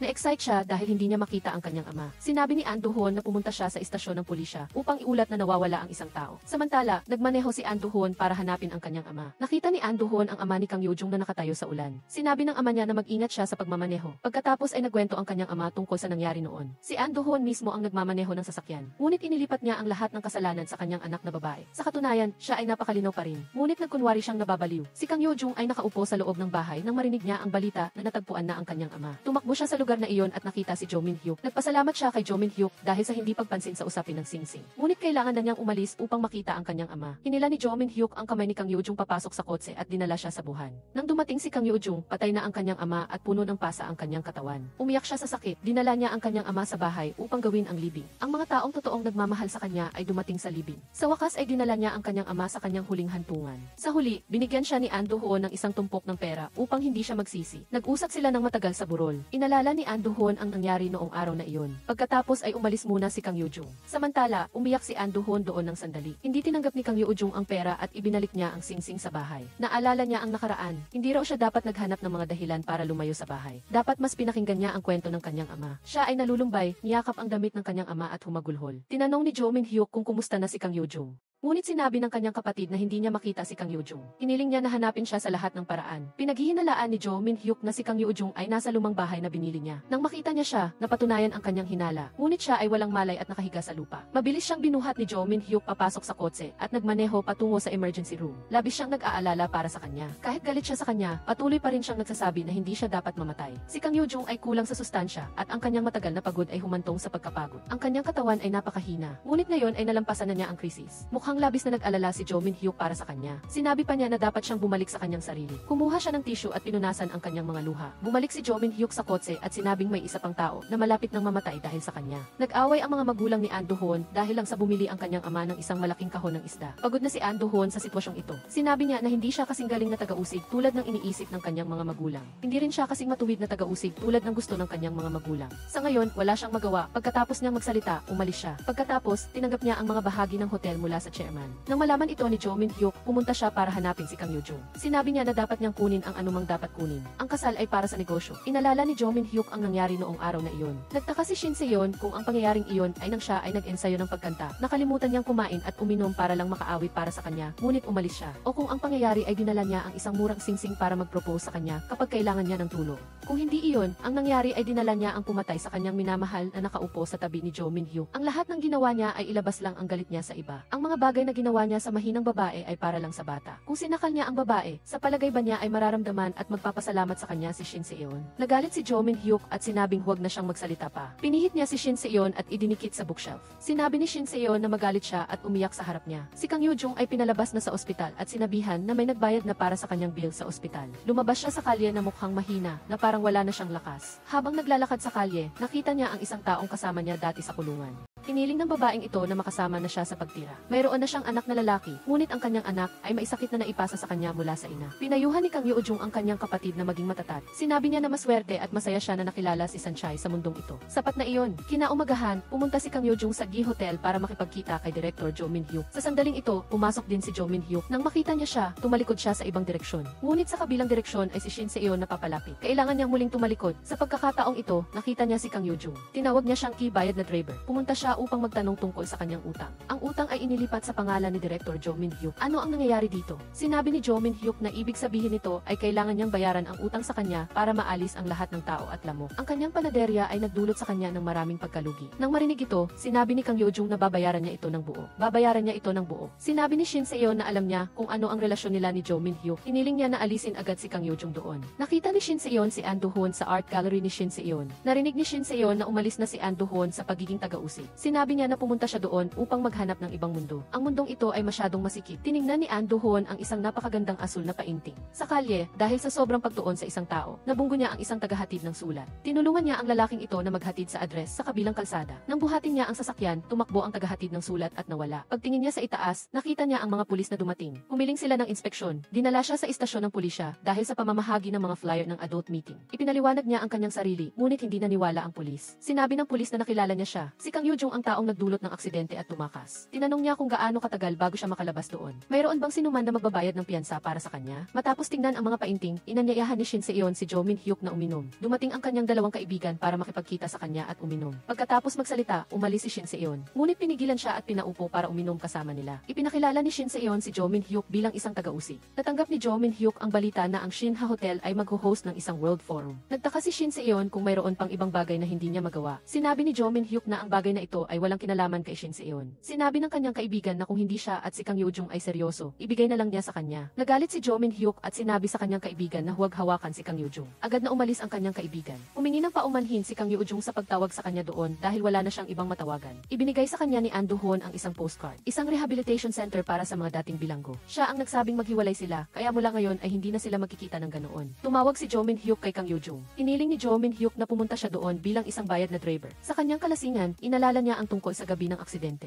Kinailangan niyang kumuha ng taxi para maihatid siya sa bahay. Nagising siya kinaumagahan. Nagulat siya nang makita si Kang Yoo-jung na nagdadala ng lugaw para kainin niya. Matapos kumain, tumakbo siya palabas ng bahay. Si Kang Yoo-jung ay mukhang walang pag-asa. Biglang tumakbo si Kang Yoo-jung at nakita ang mga bagay na hindi niya dapat makita. Tumakbo siya para ibalik ang pitaka. Sa sandaling ito, hindi pa naisasara ni Jo Min-hyuk ang kanyang zipper. Nakipagkita si An Do-hoon sa chairman ng B Group. Nagtipon siya ng mga dokumento tungkol sa kumpanyang ito sa loob ng 2 taon. Ang B Group ay may magandang arrangement sa gobyerno. Magkakaroon ng bagong anunsyo na pampubliko tungkol sa Ichang Port sa susunod na linggo. Hihilingin ng publiko na mamuhunan ang B Group at hindi papayag ang opisina ng taga-usig na mangyari ito. Humiling si An Do-hoon ng pagkakataon na makapasok dito. Ang mga kaibigan niya sa kulungan ay pumunta sa lugar kung saan nakatira si Kang Yoo-jung para tingnan kung paano siya nabubuhay. Nag-aalala sila sa kanya. Sa isang napakakabado na meeting, ginawa ni Jo Min-hyuk na isang biro ang meeting. Pagkatapos ng meeting, inanyayahan ni An Do-hoon si Shin Se-yeon na magdiwang kasama niya para sa kanyang bagong posisyon. Sinabi ni Jo Min-hyuk na mas makapal ang mukha ni An Do-hoon kaysa sa inaakala niya. Hindi na taga-usig si An Do-hoon. Sa pag-uusap na ito, sinabi ni An Do-hoon na mukhang totoo ang nararamdaman ni Jo Min-hyuk para sa kanya. Tinitingnan niya ito mula sa pananaw ng isang lalaki. Pag-uwi, binasa ni An Do-hoon ang papel na isinulat ni Kang Yoo-jung. Tinansya niya na aabutin siya ng 30 taon para mabayaran ang utang. Sinabi niya na iyon ay isang napakalaking halaga para sa kanya. Hinamon siya ni An Do-hoon at sinabing masamang tao ang boyfriend niya. Ngunit naisip niya na mabait ang boyfriend niya. Dinala niya si Kang Yoo-jung sa ospital at binayaran ang bill niya. Umuwi si An Do-hoon at ipinaalam sa kanyang mga magulang na nakikipagtulungan siya sa gobyerno. Sinabi niya na gusto niyang suklian ang kabaitan ng kanyang mga magulang. Bumili siya ng isang maliit na tindahan para maiwasan ang sinuman namang istorbo sa kanya. Si Kang Yoo-jung ay pumunta kasama ang kanyang ina para pumili ng bag. Ibinigay ni Kang Yoo-jung ang bag para tingnan ng kanyang ina. Bagamat ito ay isang peking bag, dahil sa panunuyo ng sales lady, nagbago ang kanyang isip. Nakita ng direktor si Kang Yoo-jung at tinanong kung bakit siya naroon. Pinabayaan na niya ang usapin sa Sing-sing. Tingnan mo kung ano ang ginagawa mo. Dumating si Jo Min-hyuk at tinanong kung ano ang ginagawa ng babae. Sinabi ng babae, bakit mo kilala ang ganitong klase ng babae? Dahil may pera ka, kaya siya nakikipag-ugnayan sa iyo. Huwag ka nang bumalik kay Jo Min-hyuk. Huwag mo na siyang hayaang makita ka ulit. Hinila ni Jo Min-hyuk si Kang Yoo-jung palabas. Sinabi niya na ang babae ay nandyan lang din dahil sa pera ng kanyang ama. Pagkatapos niyang magsalita, umalis siya. Ipinaalam ni Jo Min-hyuk kay Kang Yoo-jung na si An Do-hoon ay sumali rin sa E-group at naging abogado. Siya at si An Do-hoon ay naging magkaibigan. Sa labas, hinila ulit ni An Do-hoon ang kamay ni Kang Yoo-jung palabas. Ang lahat ng utang ni Kang Yoo-jung ay inilipat kay Jo Min-hyuk at hindi niya alam kung bakit. Gusto ni An Do-hoon na lumayo si Kang Yoo-jung kay Jo Min-hyuk dahil masamang tao siya. Habang naglalakad sa kalye, nakita ni Kang Yoo-jung si Yang Hae-mi. Tumakbo siya at sinubukang hulihin siya. Binugbog ni Kang Yoo-jung si Yang Hae-mi dahil siya ang pumatay sa kanyang anak. Hindi makapaniwala si Yang Hae-mi dito. Labis siyang nagsisisi. Tinanong ni Kang Yoo-jung kung bakit niya ginawa iyon sa kanyang anak. Sinabi ni Yang Hae-mi na ginawa niya ang lahat ng ito dahil may nag-udyok sa kanya. Sinabi raw ng lalaki na siya na ang bahala sa mga kahihinatnan at hindi siya dapat mag-alala. Naalala ni Kang Yoo-jung ang mga pagkakataong pinuntahan siya ni Jo Min-hyuk at binalaan siya. Naalala ang mga bagay na iyon, yumuko siya at umiyak ng walang boses. Sa gabi, pauwi si Kang Yoo-jung nang makita niya ang kotse ni Jo Min-hyuk na nakaparada at naghihintay. Nag-aalangan siyang pumasok sa bahay. Tinanong ni Jo Min-hyuk kung saan siya pupunta sa ganitong oras ng gabi. Sinabi ni Kang Yoo-jung na totoo ngang may utang siya sa kanya, ngunit dapat ba niyang sagutin ang lahat ng kanyang mga pribadong tanong. Sa sandaling ito, mabilis ding nagmamaneho si An Do-hoon patungo sa kanyang senior upang magtanong tungkol sa kasong iyon. Mayroon pa bang ibang saksi? Pinag-usapan niya ang kaso 4 na taon na ang nakalipas. Ang babaeng pumalit sa kanya sa kulungan ay talagang kaawa-awa. Ibinigay niya ang kanyang business card sa lalaki para sa madaling pakikipag-ugnayan. Nang makita na nagtatrabaho siya siya para sa e-group. Sinabi ng lalaki na mayroon ding pumunta sa kanya at humiling sa kanya na gawin iyon at miyembro din siya ng e-group. Sa gabi, pagkatapos ng trabaho, pumasok si An Do-hoon sa opisina ng kanyang senior. Lihim niyang pinapanood ang video tungkol sa gabi ng aksidente. Pumasok ang kanyang senior at nahuli siyang nanonood. Hindi kumain o uminom si Kang Yoo-jung buong araw dahil labis niyang namimiss si Sunshine, ang kanyang namatay na anak. Pumunta si An Do-hoon sa opisina ni Jo Min-hyuk. Hinaman siya ni Jo Min-hyuk at sinabing ang e-group ay sa kanya, hindi sa iba. Sa huli, ito ay sa kanya pa rin. Bago umalis, inilagay ni Jo Min-hyuk ang kanyang kamay sa balikat ni An Do-hoon. Sinabi niya na magtrabaho siya ng mabuti para sa kumpanya ni Jo Min-hyuk. Hiniling ni Kang Yoo-jung na ibigay ang mga bagay kay Director Jo Min-hyuk. Sinabi niya na mag-ingat sila at huwag itong mawala. Ito ay ang pera na naipon niya sa kulungan at ang pera mula sa libing ng kanyang ama. Babayaran niya ito sa lalong madaling panahon. Tumakbo si Jo Min-hyuk para tawagin si Kang Yoo-jung na ibayad na driver. Nakita ito ni Shin Se-yeon. Sa gabi, tumawag si Jo Min-hyuk at tinanong kung bakit niya ginawa iyon. Hiniling niya na makipagkita siya sa kanya bukas. Sinabi ni Kang Yoo-jung na hindi siya makapunta at binaba ang telepono. Tinawagan ni Jo Min-hyuk ang kanyang mga tauhan para alamin ang schedule ni Kang Yoo-jung at kung ano ang ginagawa niya. Kinaumagahan, pumunta si Jo Min-hyuk sa bahay ni Yang Jaime dahil alam niyang nagtatrabaho siya doon. Sinubukan niyang tulungan siya ng husto, ngunit galit pa rin ang ina ni Yang Jaime. Ayaw niya siyang makita. Nagsikap siya ng husto dahil sa pakiramdam niya na may kasalanan siya. Bagamat may masamang ugali ang ina ni Yang Jaime sa kanya, naiintindihan niya ang kanyang mabuting puso. Binigyan niya siya ng isda para kainin. Ang lahat ng kilos na ito ay nasaksihan ni Jo Min-hyuk. Sa gabi, pumunta si Jo Min-hyuk sa lugar ni Kang Yoo-jung. Mayroon doong isang tao na kanyang empleyado at dalawa na kasama ni Kang Yoo-jung sa kulungan. Ang isa ay magaling manuyo at ang isa ay bastos at walang modo. Inanyayahan nila si Jo Min-hyuk na umupo at kumain. Tinawag din nila si Kang Yoo-jung para kumain para patuloy siyang mabuhay. Sinabi nila na galit si Kang Yoo-jung sa amoy ng isda, kaya hindi siya makakain.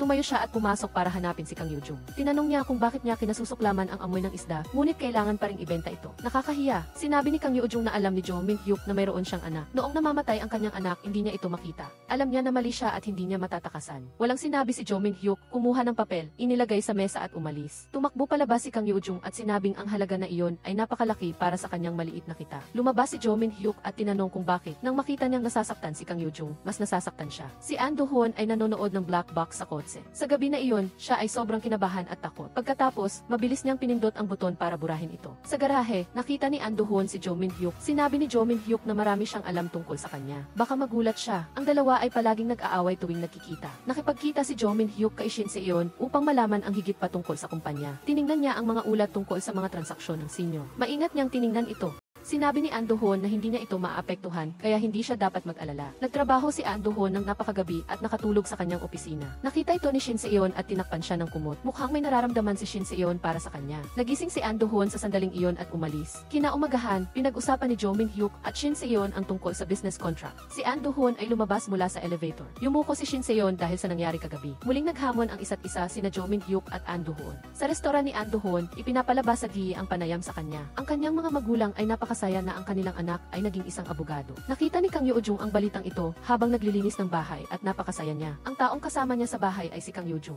Nakahanap ng part-time na trabaho si Kang Yoo-jung sa restoran. Kinaumagahan, tiningnan ni Jo Min-hyuk ang kaso ilang taon na ang nakakaraan. Tungkol sa ebidensya, may nakakita sa biktima at tumalikod. Mayroong mga bakas ng paa sa pinangyarihan, ngunit hindi matukoy ang laki. Sinabi ni Jo Min-hyuk na malamang na hindi si Kang Yoo-jung ang gumawa nito. Ipinapaalam ng taga-usig sa tabi niya na kasama rin si Prosecutor An Do-hoon sa kasong iyon. Si Attorney An Do-hoon ay nakikipag-usap sa chairman tungkol sa pag-aalala ng hotel na si Jo Min-hyuk. Hindi siya gusto ng mga tao. Sinabi ng chairman na dalhin si An Do-hoon para makipagkita kay Jo Min-hyuk. Ipaliwanag sa kanya. Pumasok si An Do-hoon sa opisina. Nakita ni Jo Min-hyuk ang isang stack ng mga larawan ni Kang Yoo-jung sa mesa ng kanyang anak noong nasa kulungan. Si Jo Min-hyuk ay nakatayo sa tabi ng pinto. Kaya, ano ang ginagawa mo sa opisina ng iba? Matapos pag-usapan ang tungkol sa kumpanya, binalaan ni An Do-hoon si Jo Min-hyuk na huwag gumawa ng anumang labis-labis kay Kang Yoo-jung. Nagtaka si Jo Min-hyuk kung bakit ang kaso 4 na taon na ang nakakaraan ay nagdulot sa kanya ng maraming problema. Sa gabi, habang nakikipag-usap kay Shin Se-yeon, tinanong niya kung ano ang gagawin niya kung gumawa siya ng isang bagay na nangangailangan sa kanya na makulong. Nang makatanggap ng isang text message, agad na umalis si Jo Min-hyuk. Natagpuan ni An Do-hoon ang isang mahalagang dokumento at mabilis na umalis. Nakita niya si Shin Se-yeon. Inanyayahan ni Shin Se-yeon si Jo Min-hyuk na maglaan ng oras sa susunod na Miyerkules. Naintindihan ni An Do-hoon ang sinasabi niya at pumayag siyang sumama. Habang gumagawa si Jo Min-hyuk ng pizza, inalala niya ang testimonya ni Kang Yoo-jung. Sa bawat pag-iisip niya, mas lalo siyang naniwala na hindi si Kang Yoo-jung ang tunay na may kasalanan. Iniwan niya ang pizza at hinanap si Kang Yoo-jung. Tinanong niya kung totoo na nakita niya ang aksidente at tumalikod. Sinabi ni Kang Yoo-jung na, lalo pang nagalit si Jo Min-hyuk. Sinabi niya na ang ginawa niya ay hindi sapat para mabayaran ang utang. Tinila niya ang kamay ni Kang Yoo-jung papunta sa tindahan ng damit. Pinili niya ang isang napakaseksi na damit para sa kanya. Kung susundin niya ang sinabi niya sa loob ng isang araw, aalisin niya ang utang niya niya sa loob ng isang buwan. Nang marinig niya ang sigaw ng isang empleyado, mabilis siyang tumakbo sa fitting room. Nakita niya ang paso sa katawan ni Kang Yoo-jung. Agad siyang pumili ng ibang damit para sa kanya. Maaring maitago nito ang kapansanan. Sa pagdiriwang sa Miyerkules, dinala ni Shin Se-yeon si An Do-hoon at dinala ni Jo Min-hyuk si Kang Yoo-jung. Lahat ay nagtaka tungkol dito. Nagkita ang mga ito doon. Umalis si Shin Se-yeon at hinabol siya ni Jo Min-hyuk. Samantala, hinila ni An Do-hoon ang kamay ni Kang Yoo-jung hanggang sa mamatay. Nakilala ni Kang Yoo-jung ang isang lalaking bastos na gustong makipagtalik sa kanya. Sinampal niya ang lalaki at tumakbo palabas. Natumba siya sa paanan ni An Do-hoon at wala siyang ginawa upang tulungan siya. Kinuha ni Jo Min-hyuk ang kanyang jacket, tinakpan siya at sinabing tumayo siya. Sinabi ng lalaki na ang babaeng ito ay isang murang bagay lamang.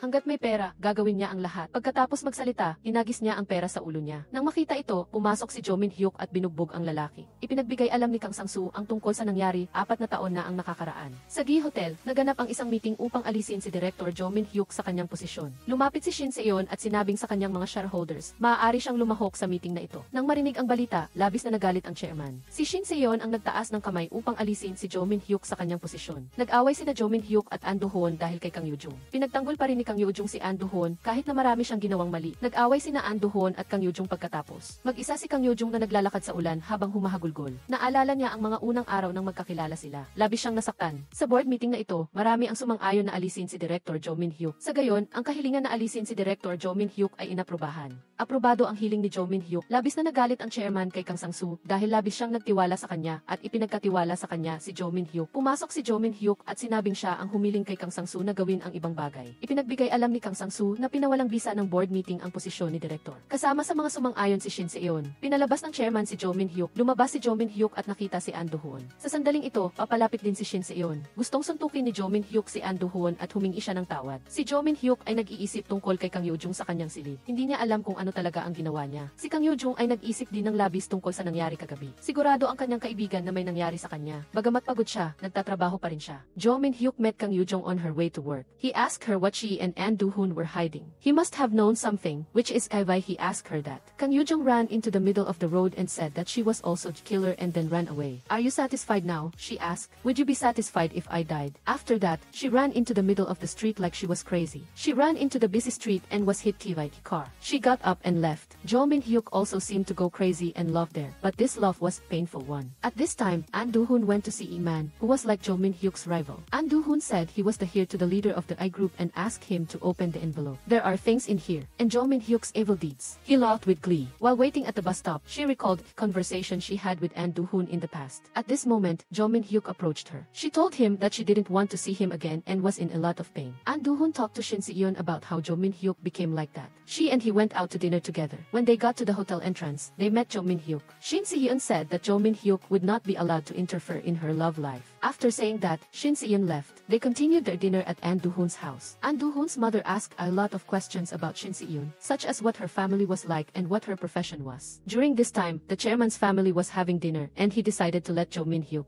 Jo Min-hyuk went to inspect all the hotels. If he developed the branch he was given, he could return. He asked Kang Sang-soo to bring all the documents about An Do-hoon's identity and not to miss a single one. Her younger sibling asked if the director was the one who brought Kang Yoo-jung home. Ellis, didn't you ask him to come in? Kang Yoo-jung understood what was happening, so she ran outside and found Kang Sang-soo on the phone with Jo Min-hyuk. She grabbed the phone and cursed at him, asking why he was following her. Do you want me to die? Jo Min-hyuk was in a room talking to An Do-hoon when Kang Sang-soo burst in. Jo Min-hyuk and Kang Sang-soo talked about the black box that was found. Have you found it? An Do-hoon asked to be excused to leave early because he had meeting. He still stood outside the door and looked at Jo Min-hyuk one last time before leaving. Jo Min-hyuk then talked to Shin Se-yeon. Jo Min-hyuk would be in charge of providing food for the children. Jo Min-hyuk said that if something happens in the future, she should come to him and not make him look for her. An Do-hoon went to the restaurant where Kang Yoo-jung was working. He only dared to secretly look at her without meeting her. He secretly followed her home, and she invited him into her house. He gave her a stack of money and told her to quit her job at the Western restaurant.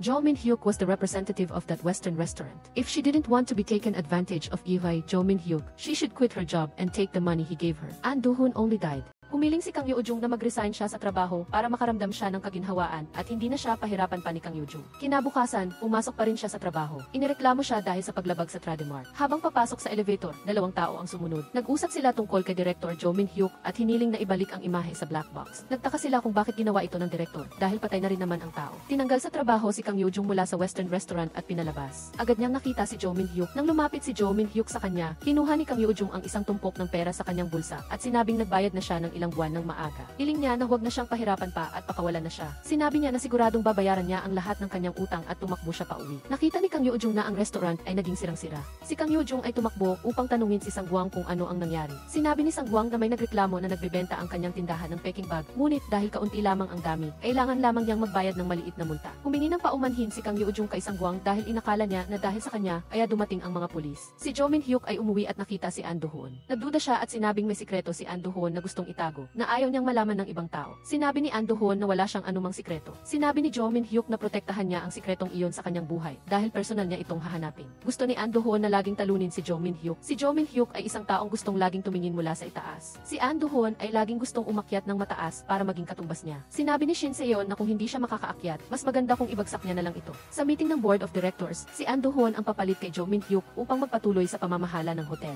Gusto ni Jo Min Hyuk na hanapin ang kanyang ama para humingi ng payo tungkol sa pag-organisa ng isang seremonya sa Western Restaurant, ngunit ang kanyang ama ay nasa labas at wala sa bahay. Sa mga araw na ito, madalas siyang nasa labas. Nang marinig niya ang isang bagay tungkol kay Kang Yeojung, agad siyang tumakbo sa lugar kung saan siya nakatira, ngunit hindi niya siya nakita kundi si Sangguang ang kanyang nakita. Sinabi ni Sangguang na gusto siyang iwasan ni Kang Yeojung kaya umalis siya. Tumakbo siya para hanapin si Kang Yeojung ngunit hindi niya siya makita saan man. Bumalik siya sa kumpanya upang hanapin si An Do-hoon. Sinabi niya sa kanya na si Kang Yeojung ay may malaking halaga ng pera na hindi niya maaaring makuha. Sinabi ni Jo Min Hyuk na may gusto siyang itago. Talagang gusto niyang malaman ito at pagkatapos ay umalis. Nahanap niya si Kang Yeojung na baliw na baliw. Inutusan niya si Kang Sang-soo na suriin ang bangko kung saan nagdeposito si Kang Yeojung ng pera. Sa kanyang silid, si Jo Min Hyuk ay umiinom at nag-iisip ng malalim. Pagkatapos, sinira niya ang baso ng alak dahil sa labis na galit. Nang makuha niya ang impormasyon tungkol kay Kang Yeojung, nagmaneho siya papunta sa lugar kung saan siya nagtatrabaho, ngunit hindi siya naglakas loob na makipagkita sa kanya at nag-aalala lamang siya sa labas ng pinto. Sa gabi, nakilala ni Jo Min Hyuk si Kang Yeojung. Palaging gustong tumakas ni Kang Yeojung mula sa kanya. Kinabukasan, si Jo Min Hyuk ay kumakain sa isang rice restaurant kung saan nagtatrabaho si Kang Yeojung, ngunit hiniling niya na umalis siya. Kinalagkad niya ang kanyang braso at hiniling na huwag na siyang abalahin pa. Para sa kanya, lagi siyang masamang tao. Sinabi niya sa kanya na bumalik sa kanya dahil baliw na baliw siya sa kakaisip sa kanya. Pumunta pa rin si Jo Min Hyuk sa lugar ng trabaho ni Kang Yeojung. Tumawag siya sa kanyang opisina. Nais ni Jo Min Hyuk na tanggalin ang legal na grupo ng pamilya An Do-hoon ng walang dahilan. Ibinigay ni Jo Min Hyuk kay Kang Yeojung ang kanyang sasakyan. Nais niyang magtrabaho siya sa lugar na ito. Sa oras na ito, ang mga pamilya ni Jo Min Hyuk at Shin Se-yeon ay nagsimula ng maghanda para sa kasal. Lahat ng mga plato at tasa ay in-order mula sa Pransya. Gusto ng pamilya ng babae na maging marangya ang kasal. Sa unang araw niya sa trabaho, pinag-usapan siya bilang kung ano siya sa direktor. Pag-alis niya, personal siyang sinundo ni Jo Min Hyuk. Nakita ni Hee-ji na nag-aalangan siya, kaya itinulak niya siya sa kotse. Si Hee-ji ay nakisabay din sa pag-uwi. Inanyayahan ni Hee-ji si Jo Min Hyuk na manatili at kumain. Sinabi niya na napakasarap ng kanyang niluluto at magsisisi siya kung hindi siya kumain. Sinabi ni Jo Min Hyuk na may gusto siyang sabihin kaya siya nagstay. Sinabi niya na nalulugi si Jo Min Hyuk sa negosyo. Kaya bilisan mo na ang pagbabayad ng utang at kunan mo ito ng litrato. Ang stepmother ni Jo Min Hyuk ay naglagay ng isang tinahi na jacket sa kanyang silid. Nakita niya ang isang lumang record player sa mesa at pinatugtog ito. Kahit na luma na ito, maganda pa rin ang tunog. Nagalit siya nang bumalik siya dahil ginulo niya ang kanyang mga gamit. Ayaw niya ito. Inimbitahan ni Shin Se-yeon ang mga magulang ni An Do-hoon na kumain sa Western Restaurant upang pasalamatan sila sa hapunan noong nakaraang gabi sa bahay ni An Do-hoon. Ang ina ni An Do-hoon ay nasiyahan kay Shin Se-yeon. Gusto niya na maging manugang niya si Shin Se-yeon. Sinabi ni Kang Sang-soo kay Jo Min Hyuk na dahil sa pagputol, mahirap matukoy ang mga larawan sa black box. Naaaninag na ni Jo Min Hyuk kung sino ang salarin, ngunit wala pa siyang ebidensya. Sinabi ni Kwang Min-an na nagalaw ni An Do-hoon ang iba pang mga dokumento sa security room. Right, narinig ko na may mga nasirang dokumento, sabi ni Jo Min Hyuk na nag-utos na ibalik ang mga ito. Anong dokumento ang kinuha mo? Pwede mo bang sabihin sa akin? Sinabi ni An Do-hoon na nag-imbestiga lang siya sa ibang kaso at hindi niya naiintindihan ang sinasabi ni Kwang Min-an. Ang chairman ay kailangang pumunta sa ibang bansa. Sinabi niya sa katiwala na bantayan si Jo Min Hyuk at sinabi na dapat ay maihangganan din si An Do-hoon. Kapag kinakailangan, dapat mo rin siyang ibagsak. Maghanda ka ng mabuti. Sa Western Restaurant, si Kang Yeojung ay nagtrabaho ng husto upang maghanda para sa party. Sinabi ni Jo Min Hyuk sa kanya na umuwi na siya, ngunit babayaran pa rin niya siya. Tinitingnan ng ibang mga tao si Kang Yeojung bilang isang taong dinala ng direktor, kaya maraming masasamang usapan tungkol sa kanya sa likod niya. Sinabi niya na hindi siya nagtatrabaho para hindi na tumanggap ng pera at gamitin ang pagkakataong tumakas. Habang dinadala niya ang pagkain sa mesa, dinala niya ito sa mesa kung saan nakaupo sina An Do-hoon at Shin Se-yeon. Tinanong ni Shin Se-yeon ang mga pamantayan sa paghal dito. Gusto ni Shin Se-yeon na palagiang siraan si Kang Yeojung para mahirapan siya. Sa loob, parang nahihirapan siyang huminga dahil sa matinding pressure. Sa likod niya ay si An Do-hoon Do-hoon. Nagalit siya nang malaman na nagtatrabaho pa rin siya dito. Hindi mo ba alam kung anong uri ng tao si Jo Min-hyuk? Ang pagtatrabaho niya dito ay parang sinasakal si An Do-hoon. Tuwing nakikita niya siya, nasasaktan siya. Ngunit wala na silang relasyon ngayon. Nakilala ni Jo Min-hyuk si An Do-hoon at sinabi na huwag na siyang abalahin si Kang Yoo-jung. Ako ang bahala sa aking empleyado, sabi niya. Hindi na kailangan pang sumali ni An Do-hoon. Nakita ito ni Shin Se-yeon at pagkatapos ay umalis. Tinanong ni Shin Se-yeon si Jo Min-hyuk tungkol sa relasyon nila ni Kang Yoo-jung. Sinabi ni Jo Min-hyuk na hindi na kailangan pang sabihin. Alam niya na ito ay isang laro lamang. Nang umuwi si Kang Yoo-jung, ang kanyang tatlo sa pamilya ay lasing na lasing. Dahil nahuli ang kanilang negosyo sa Peking Bag, hindi nila alam kung ano ang gagawin. Nang lasing na sila, nag-usap sila ng komportable at natural. Nang bumalik siya sa kanyang silid, kinuha niya ang pitaka ng kanyang ama. Nakaramdam si Kang Yoo-jung ng isang bagay at tumakbo siya palabas ng silid. Sa gabi, ibinigay niya ang resibo sa kanya. Sinabi ng saleswoman na may araw na ang kanyang ama ay napakalinaw. Kinilala pa siya ng kanyang ama. Karaniwan, may kasama siyang tagapag-alaga. Sa araw na iyon, umulan ng malakas. May isang binata na dumating upang sunduin ang kanyang ama at iyon ang kanyang fiance. Sa kanyang opisina, ipinaalala ni Jo Min-hyuk ang board meeting na nag-alis sa kanya bilang direktor. Sinabi niya na sabay-sabay nilang sinipa siya. Huwag mong isama si An Do-hoon dito. Simula ngayon, hindi na kayo magkaibigan. Hiniling ni Jo Min-hyuk kay Kang Yoo-jung na magtrabaho sa kanyang bahay dahil pinagbakasyon niya ang kanyang tagalinis. Nagsimula siyang maglinis at magluto para sa anak ng chairman. Napakasarap ng kanyang niluto at pinuri siya ng anak ng chairman. Inanyayahan niya si Kwang Min-an na umupo at kumain kasama niya. Dumating si Jo Min-hyuk at nakita sina Kwang Min-an at Kang Yoo-jung na agad na tumayo at sinabi sa kanya na dalhan siya ng kape. Nagtimpla siya ng kape at inilagay ito sa kanyang desk. Hiniling niya sa kanya na basahin ang isang libro at isummarize ito para sa kanya. Hindi naglakas loob na basahin ni Jo Min-hyuk ang kwento dahil sa pagiging interesado niya sa plot. Nakita ni An Do-hoon si Shin Se-yeon na umiinom ng alak sa B-hotel. Sinabi niya na kung ipinanganak siya sa ibang pamilya, magiging perpekto sila para sa pamilya niya. Sinabi niyang gusto niya siya at inalok siya ng inumin. Tinawag ni Kang Yoo-jung si Jo Min-hyuk para gisingin at humingi ng pahintulot na umalis. Natapos na niya ang pag-summarize ng kwento para sa kanya. Ang aklat na ito ay ang aklat na hiniling ni Shin Se-yeon na basahin niya. Kinabukasan, si Kang Yoo-jung ay nagtatrabaho na naman doon. Nakita niya ang sirang lumang record player. Tinawag niya si Director Jo Min-hyuk para gisingin at pagkatapos ay nakita niya ang bill sa ospital niya sa mesa. Nagising si Jo Min-hyuk at nabigla nang makita si Kang Yoo-jung. Labis siyang nagpasalamat sa kanya para sa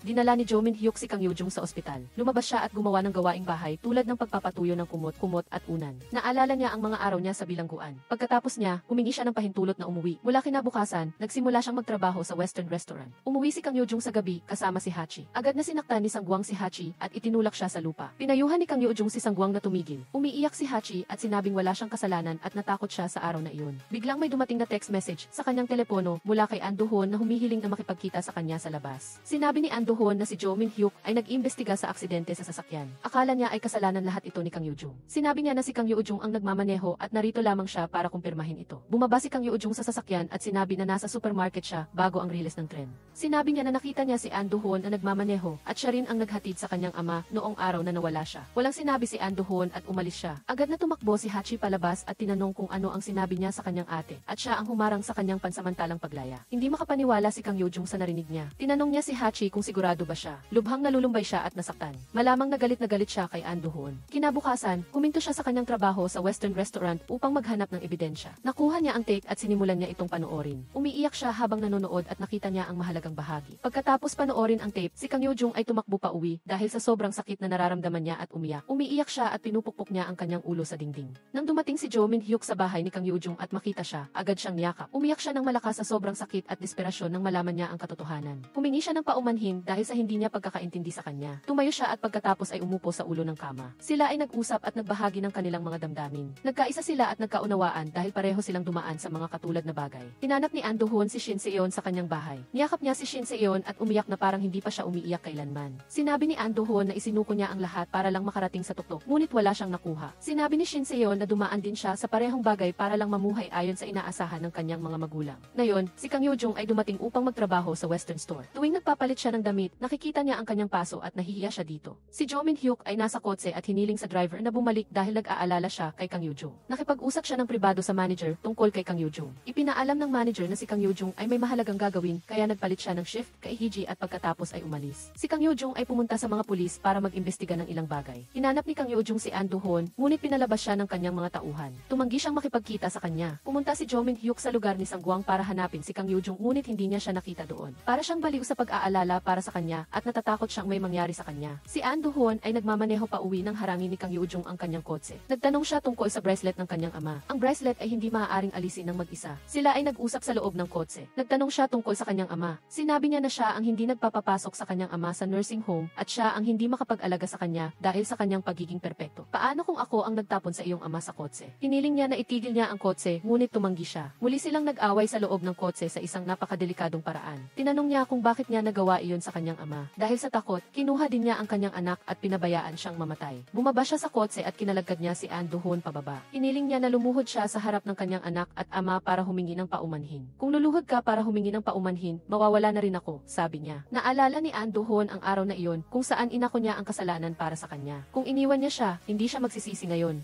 Simula ngayon, magsisisi ka. Gagawin kong maramdaman mo iyon. Tingnan mo ng mabuti ang aking ama na itinuring ka na parang anak at ang aking anak. Gagawin kong hindi ka makakalimutan. Kung saan ka man magpunta, susundan kita hanggang sa mamatay ka. Walang sinabi si An Do-hoon at pumasok siya sa kanyang kotse at umalis, iniiwan si Kang Yoo-jung sa ulan. Hinanap ni Kang Yoo-jung si Director Jo Min-hyuk at sinabing papanig siya sa kanya. Mayroon siyang isang bagay na dapat gawin at humingi siya ng tulong. Nagtaka siya kung bakit niya ginawa iyon. Noon, kahit mamatay siya, ipinagtanggol pa rin niya si An Do-hoon. Bakit mo ginagawa ito ngayon?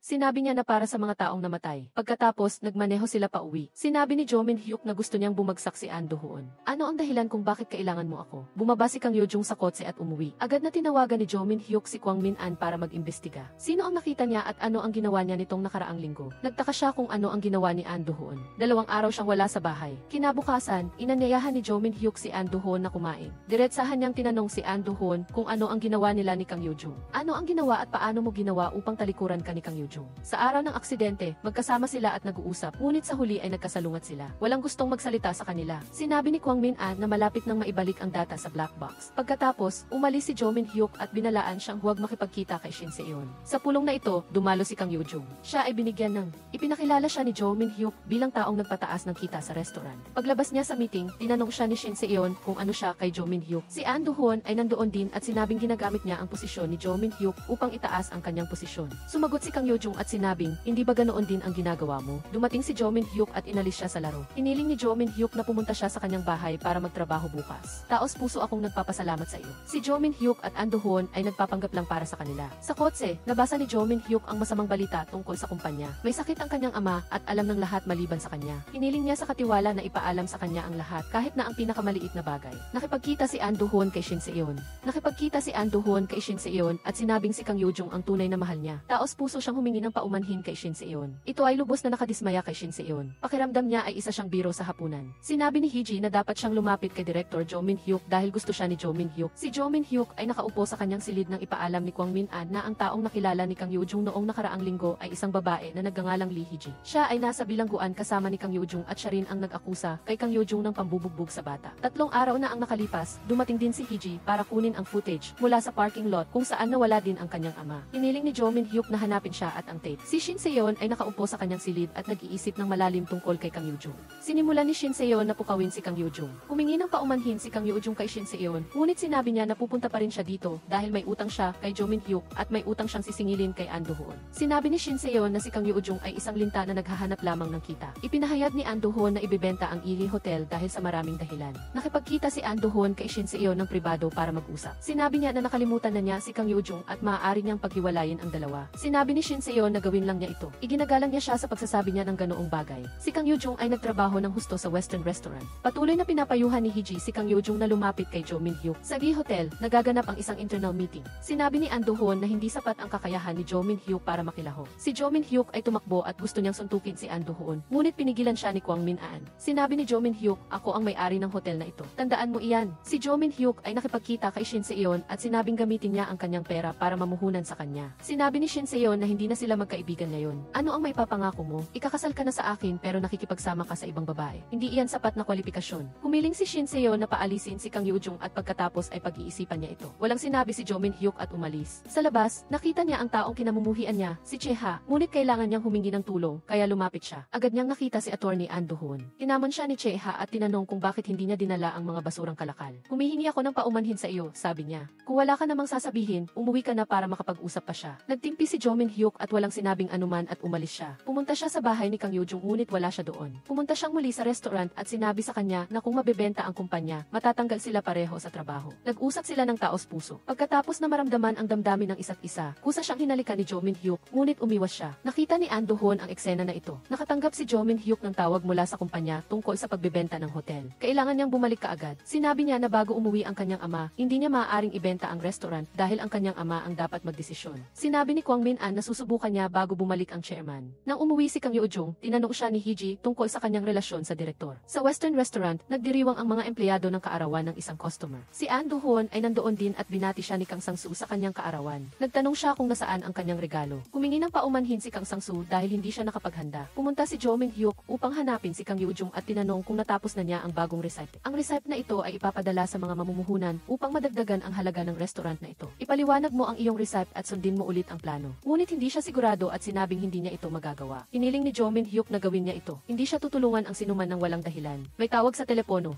Sinasabi ng tawag sa telepono na naibalik na ang footage. Agad siyang tumakbo doon. Tinawag ni Jo Min-hyuk si An Do-hoon para panoorin ang isang bagay na napaka-interesante. Sinabi ni Jo Min-hyuk kay Kwang Min-an na i-play ang video. Nagsimula nang ipalabas ang footage ng araw ng aksidente. Ito ang footage mula sa black box ng kotse na nagdulot ng aksidente. Inamin ni An Do-hoon na magkasama sila ni Kang Yoo-jung noong gabing iyon. Pero ano ngayon? Ang footage na ito ay hindi mula sa lugar ng aksidente, kaya hindi ito sapat na ebidensya. Sinabi ni Jo Min-hyuk, hindi ito sapat na ebidensya. Ngunit bakit mo sinubukan na hanapin at burahin ito? Nagalit si Jo Min-hyuk sa labas at sinabing sinumang nagmamaneho ay isang masamang tao. Sinabi ni Jo Min-hyuk kay Kwang Min-an na gumawa ng ibang paraan dahil hindi sapat na ebidensya ang footage na ito. Dumating agad si An Do-hoon para hanapin si Kang Yoo-jung at sinabi na siya ang nagsabi ng lahat kay Jo Min-hyuk. Sinabi niya na siya ang nasasaktan. Pumunta si Jo Min-hyuk sa istasyon ng pulisya at sinabing may relasyon ang akusado at ang prosecutor. Hiniling niya na buksan muli ang isa pang paglilitis. Sinabi ng pulisya na kung may relasyon sila, matatanggal siya agad, ngunit napakahusay niyang ginawa ang legal na aspeto. Nagtanong si Jo Min-hyuk, paano kung hindi ang akusado ang salarin? Kung wala kang ebidensya, wala kang magagawa. Sinabi niya na mayroon siyang ebidensya. Nagtanong ang pulis, maaari bang ang salarin ay si Prosecutor An Do-hoon? Si An Do-hoon ay nagtatanong kay Kang Yoo-jung dahil sa tingin niya ay siya ang nagsabi ng lahat. Sinabi niya na hindi siya ganoon kahama. Natatakot ka bang mawala ang maraming bagay kaya mo ako sinubukan na makipagkita? Si Kwang Min-an ay agad na lumabas at hinila siya palayo. Nang makabalik siya, pinagalitan siya ng kanyang boss dahil sa pakikipag-date na nakakaapekto sa kanyang trabaho. Dumating si Director Jo Min-hyuk at tinanong kung sino ang nakita niya, kung si An Do-hoon ba. Huwag kang mag-alala, sabi niya. Sinabi ni Jo Min-hyuk na hindi siya ang nagmamaneho, kundi si An Do-hoon ang nagmamaneho. Nagpractice si Jo Min-hyuk sa pagkanta ng Key Happy Birthday kasama si Kang Yoo-jung na may kasamang pagsayaw. Nakipagkita si Jo Min-hyuk kay Shin Se-yeon sa restaurant para ipagdiwang ang kanyang kaarawan, ngunit binigo niya siya. Hinanap ni Shin Se-yeon ang restaurant, kinuha ang kahon para sa kaarawan niya at umalis. Sa oras na ito, nalaman ni Kang Yoo-jung na kaarawan ni Jo Min-hyuk. Tiningnan ni Jo Min-hyuk ang litratong nakuha niya kay Kang Yoo-jung ng lihim. Nagkanta si Kang Yoo-jung ng Key Happy Birthday para sa kanya. Nagtanong si Kwang Min-an kung bakit hindi niya tinanong ang tungkol sa aksidente. Ang pinakatamang sagot ay magmumula sa kanya, sabi niya. Sinabi ni Jo Min-hyuk na ang pinakatamang ebidensya ay dapat magmula sa bibig ni An Do-hoon. Gusto niya na mismo si An Do-hoon ang magsabi. Umalis si Jo Min-hyuk at tiningnan ang mga dokumento. Nakumpirma niya na si An Do-hoon niya ang nagmamaneho. Kinabukasan, si Jo Min-hyuk at Kang Yoo-jung ay nagpunta upang makipagkita sa mamumuhunan. Pagpasok pa lang nila, nakita nila na nandoon din si An Do-hoon. Sinabi ng mamumuhunan na namuhunan din siya ng malaki sa e-group. Ngunit kung mamumuhunan siya sa restaurant at titingnan lamang si Director Jo Min-hyuk, wala siyang dahilan upang mamuhunan. Humingi ng pahintulot si Kang Yoo-jung na gamitin ang kusina ng chairman. Pumasok siya para magluto. Niluto niya ang sikat na sarsa ng Kim Restaurant. Sadyang hindi niya inihanda ang mga sangkap upang patunayan na ang sarsa ng Kim Restaurant ay angkop sa lahat ng uri ng sangkap. Ikinuwento niya ang tungkol sa kanyang ama at ang kwento sa likod ng sarsa. Palaging nagbibigay ng mga dahilan si advisor An Do-hoon upang hindi mamuhunan ang mga mamumuhunan. Sinabi ng chairman na parang totoo ang balita na maisakit ang chairman ng e-group. Kung nagpapadala sila ng mga taong tila hindi magkasundo, paano ako makakapamuhunan? Si Jo Min-hyuk ay lumabas para makipagkita kay An Do-hoon. Palaging hinaharangan ni An Do-hoon ang daan ni Jo Min-hyuk. Sinabi niya na babalik siya at ipapakita sa kanya. Si Kang Yoo-jung ay lalo nang nababahala sa kanya. Ibinigay ni Jo Min-hyuk ang kanyang sasakyan. Bago siya bumaba sa sasakyan, binigyan niya si Jo Min-hyuk ng isang cake na siya mismo ang nagluto. Si Jo Min-hyuk ay naantig dito. Si Jo Min-hyuk, Kwang Min-an at Kang Yoo-jung ay pumasok sa bahay. Sinabi ni Kang Yoo-jung na kaarawan ng direktor ngayon, kaya kailangan niyang tratuhin siya sa isang pagkain. Tumayo sila, lumapit sa direktor, kumanta ng Key Happy Birthday, at pagkatapos ay inilagay siya sa lupa. Sa sandaling ito, itinaas din ni Kwang Min-an ang kanyang kamay na ikinagulat niya. Nagulat siya at nanlaki ang kanyang mga mata at bumuka ang kanyang bibig. Si Kwang Min-an ay hiniling na kumanta. Sinubukan ni Jo Min-hyuk ang cake na binigay sa kanya ni Kang Yoo-jung. Umalis si Jo Min-hyuk at tiningnan ang kita ng kumpanya. Ang kita ay patuloy na bumababa na nagpalungkot sa kanya. Tinawagan niya ang kanyang ama at tinanong kung nagsimula na ba ang operasyon. Si Kang Yoo-jung ay pumunta sa mamumuhunan upang bigyan siya ng cake para subukan. Samantala, sa bahay, sinabi ni Kwang Min-an na nahanap na niya si Lee Hee-ji. Bilang kapareho sa kulungan ni Yoo-jung, isinumbong niya si Yoo-jung at pagkatapos ay inirekomenda nirekomenda siya ni Do-hoon, kaya inilipat siya sa vocational section. Nagpadala si Kang Yoo-chul ng karagdagang mga larawan ng parking lot. Nang nawala ang kanyang ama, pumunta si Do-hoon para makita si Seon na nagsumite ng mga kahilingan para sa isang kasunduan sa pakikipagtulungan. Pagkatapos ay hiniling ni Min-hyuk na makita siya ni Do-hoon, nagbibigay ng mga dokumento tungkol sa isang babaeng nagngangalang Lee Hee-chae. Bakit mo inirekomenda siya? Walang anuman sa mundong ito ang isang lihim. Naghiwalay din ako sa iyo dahil dito. Mayroon pang mas malaking lihim sa likod nito. Sinuhulan ni Do-hoon ang mga taong iyon na nagreresulta sa hindi matagumpay na pagpapalaya. Hindi ba't masyadong bastos ang ginawa ni Do-hoon? Kinuha ni Do-hoon ang sheet ng impormasyon tungkol kay Hee-chae at pinunit ito. Ang kwentong ito ay nasira, kaya mag-isip ng dahan-dahan. Umuwi si Do-hoon para makita ang kanyang mga magulang. Hiniling niya sa kanyang mga magulang na lumipat. Umuwi ang kanyang ina, ngunit nataranta, at ang kanyang saloobin ay iba sa karaniwan. Tinawagan ni Kang Sang-soo si Min-hyuk at sinabing pumasok na ang chairman sa recovery room at gagaling na kaagad. Tinanong ni Kang Sang-soo kung ano ang mangyayari kung hindi siya magpapakasal kay Seon. Sinabi ng kanyang ama na kailangan si Do-hoon ng kumpanya, ngunit kapag kailangan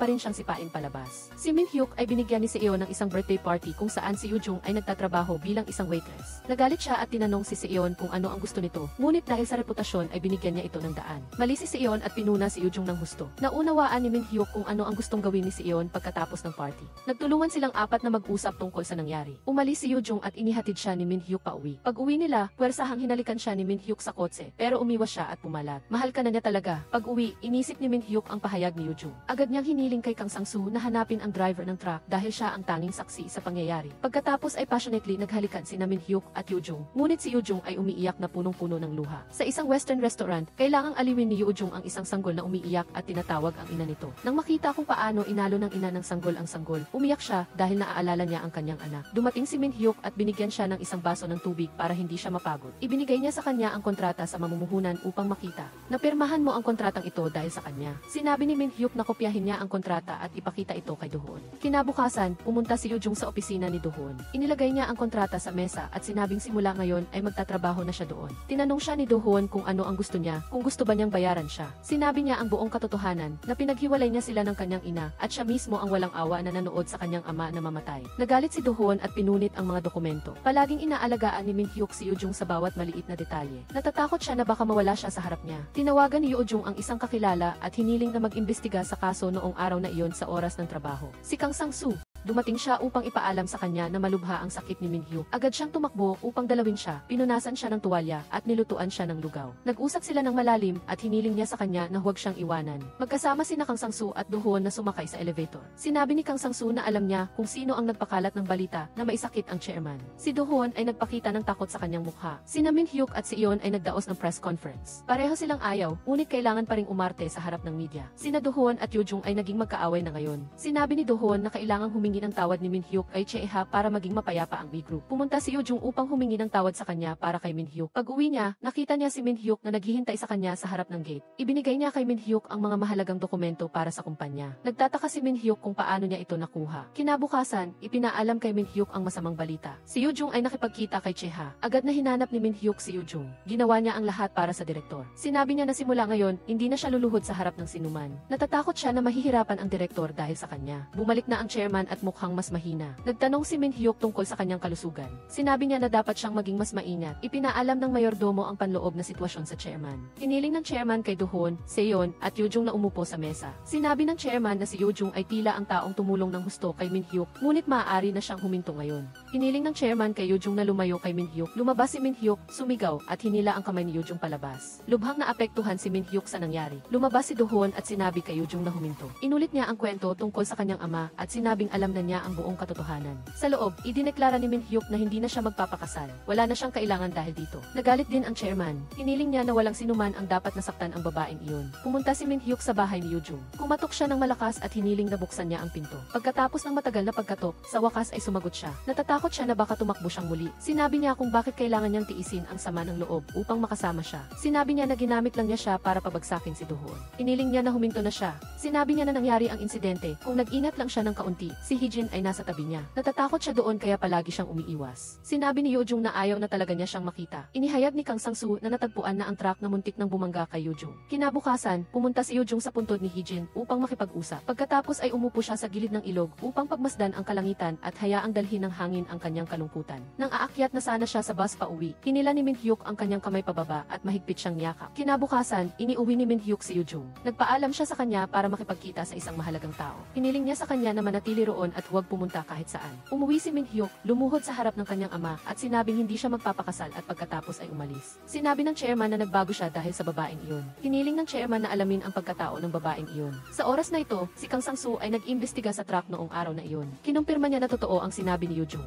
Ngunit dahil ang driver ng truck ay lumampas sa limitasyon sa araw na iyon, ayaw niyang masangkot sa kaso. Hiniling niya kay Kang Sang-soo na pumunta doon at maghanap ng ebidensya. Ang katotohanan ay isa lang, si Do-hoon ang nagmamaneho. Sa elevator, sinabi ni Yoo-jung ang tungkol sa araw na nawala ang kanyang ama. Mayroon siyang ebidensya, isang malinaw na larawan. Kinuha niya ang kanyang file, itinapon ito sa sahig, at ininsulto siya. Pagkatapos ng kanilang pag-uusap, pumunta si Seon para makita si Yoo-jung. Sinabi ni Seon na tigilan na niya ang paggamit kay Min-hyuk. Hindi niya magagawa ito dahil lang sa sinipa siya ng lalaking ito. Siya ay kumapit sa ibang lalaki. Sinabi ni Yoo-jung na kung patuloy siyang kakapit, hindi iyon pag-ibig kundi isang obsesyon. Lumapit si Seon at sinampal si Yoo-jung ng malakas. Dahil sa pagsampal, sinabi ni Yoo-jung na ang mukha ni Seon ay hindi kailanman nagpakita ng kaligayahan. Pagkatapos niyang magsalita, umalis siya. Pagbalik niya, nakilala niya si Min-hyuk na marahil ay matagal na siyang hinihintay. Pagkatapos ay naglakad silang dalawa. Bagaman malamig ang panahon, manipis ang suot niya dahil nagtrabaho siya dati sa isang ski resort. Kusang loob na hinawakan ni Yoo-jung ang kanyang kamay. Sinabi ni Min-hyuk na hindi na siya magpapakasal. Sinabi ni Yoo-jung na pananagutan niya ang lahat. Nagpasalamat siya sa kanya. Hiniling ni Min-hyuk na sumandal siya sa kanyang balikat. Marahil ay medyo nahihiya pa sila kaya ganoon. Ngunit ang aksyon na ito ay napaka-cute. Inihatid ni Min-hyuk si Yoo-jung pauwi. Sinabi ni Seon kay Do-hoon na si Min-hyuk ay isang taong hindi kayang iwanan ang kanyang pamilya. Kung babagsak ang chairman, gumawa ng kaguluhan sa Gay Hotel. Babalik siya. Ipinabatid ni Kang Sang-soo kay Min-hyuk na tila lumalala ang kalagayan ng chairman. Hindi maaaring mawala si Min-hyuk dahil kung mawala siya, ang Gay Group ay mapupunta sa ibang tao. Ang file ni Do-hoon ay nasa isang safe. Sa ngayon, si Attorney An ang tumutulong sa E-Group, ngunit marami siyang alam tungkol sa kumpanya. Hindi malalaman kung kailan siya magiging banta sa kumpanya. Kung magrebelde siya, magiging kapakipakinabang ang file na iyon.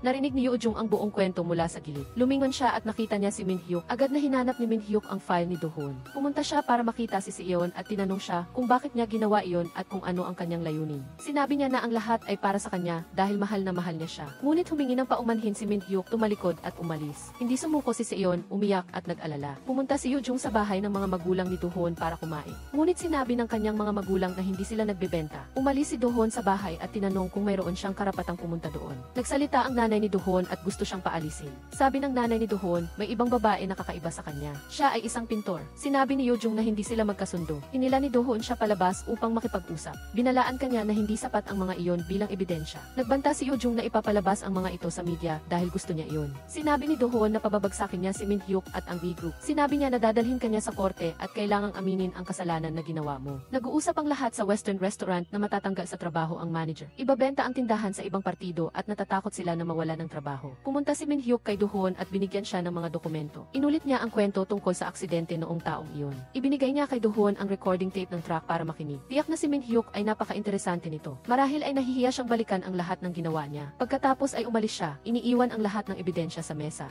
Nagagalit na pinagsisira ni Do-hoon ang mga mesa at upuan. Pumunta si Do-hoon para makipagkita sa isang senior sa kulungan. Pumunta siya para makipagkita sa senior na ito dahil narinig niyang may hawak siyang mahalagang file para sa kanya. Inilahad ng senior ang kwento kung paano siya noong nakaraan. Pareho sila ni Do-hoon sa isang bagay na walang silang anumang bagay nang ipanganak sila. Ngunit sa kanilang matalinong utak, pareho silang umakyat dito. Hindi nakikinig si Do-hoon, iniling niya lang sa senior na bigyan siya ng file. Patuloy siyang nagsabi na hindi niya sasaksakin sa likod ang sinuman. Pumunta si Min-hyuk upang hanapin si Cheha at sinabing ang kanyang nakatatandang kapatid ang kumuha ng litrato sa kanya. Siya ang taong gusto ang Gay Hotel, ngunit nang gusto ito mismo ni Cheha. Ang kanyang bahagi ay naging walang silbi ng kanyang kapatid. Hindi magkasundo sina Min-hyuk at Cheha. Ang chismis tungkol sa ama ni Min-hyuk ay ginawa rin ni Cheha. Pinigilan ni Min-hyuk ang pagkalat ng mga litratong ito. Ang kanyang nakatatandang kapatid ay may ambisyon para sa Sangkwang Group. Kumpara sa kanyang nakatatandang kapatid, mas gusto niya siya. Sinabi ni Min-hyuk na dahil sa kanyang mga maling aksyon, wala siyang kaibigan. Si Yoo-jung ay tinawag ng ina-inahan ni Min-hyuk. Sinabi niya sa kanya na dahil sa kanya, iniwan ni Min-hyuk ang kanyang kasal. Si Attorney Choi ay nakulong din dahil kay Min-hyuk. Isipin kung ano ang mangyayari kay Min-hyuk. Humingi siya ng paumanhin. Sinabi niya na kung alam na niya ang kanyang pagkakamali, dapat na siyang lumayo at pagkatapos ay umalis siya ng may matinding galit. Umalis si Yoo-jung sa bahay upang mag-usap ng malalim. Si Do-hoon ay pumunta upang hanapin si Seon at itinapon sa mesa ang file ng Sangkwang Group. Malalagay ka rin sa panganib. Alam mo pero tinatanggap mo pa rin. Ano ang dahilan kung bakit mo ginawa iyon? Gusto mo siyang lumuhod sa harapan niya. Umiyak ka at humingi ng tawad. Hiniling niya kay Do-hoon na gawin ang kanyang gusto. Sinabi ni Do-hoon na hindi niya magagawa ito. Sinabi ni ni Seo na gusto niya ang kanyang katapatan. Pumunta si Yoo-jung para makita si Min-hyuk. Sinabi ni Min-hyuk na napakaganda niya. Sumandal siya sa hita ni Yoo-jung at natulog. Sinabi niya na hindi siya dapat mamatay bago siya. Nalaman ng ama ni Do-hoon ang masamang balita tungkol sa kanya, tungkol sa kung paano niya iniwan ang ama ni Yoo-jung sa kalsada. Nagdahilan siya na ayaw siyang iwan ni Yoo-jung kaya ginawa niya iyon. Ang kanyang ama ay nagulat sa kanyang ginawa. Sinabi ng kanyang ama na pupunta siya para makita si Yoo-jung upang linawin ang kwento. Nagpatawad ang babae. Sumigaw si Do-hoon na huwag puntahan ng kanyang ama ang babae. Aayusin niya ang lahat sa kanyang sarili. Ang kanyang ama ay nag-aalala at nag-aalinlangan tungkol sa kanyang anak. Hinanap ni Do-hoon si Yoo-jung para makipag-usap. Sinabi niya na hindi siya titigil kung patuloy siyang upo sa posisyong ito. Sinabi niya na ang insidente sa kanyang ama ay isang aksidente lamang.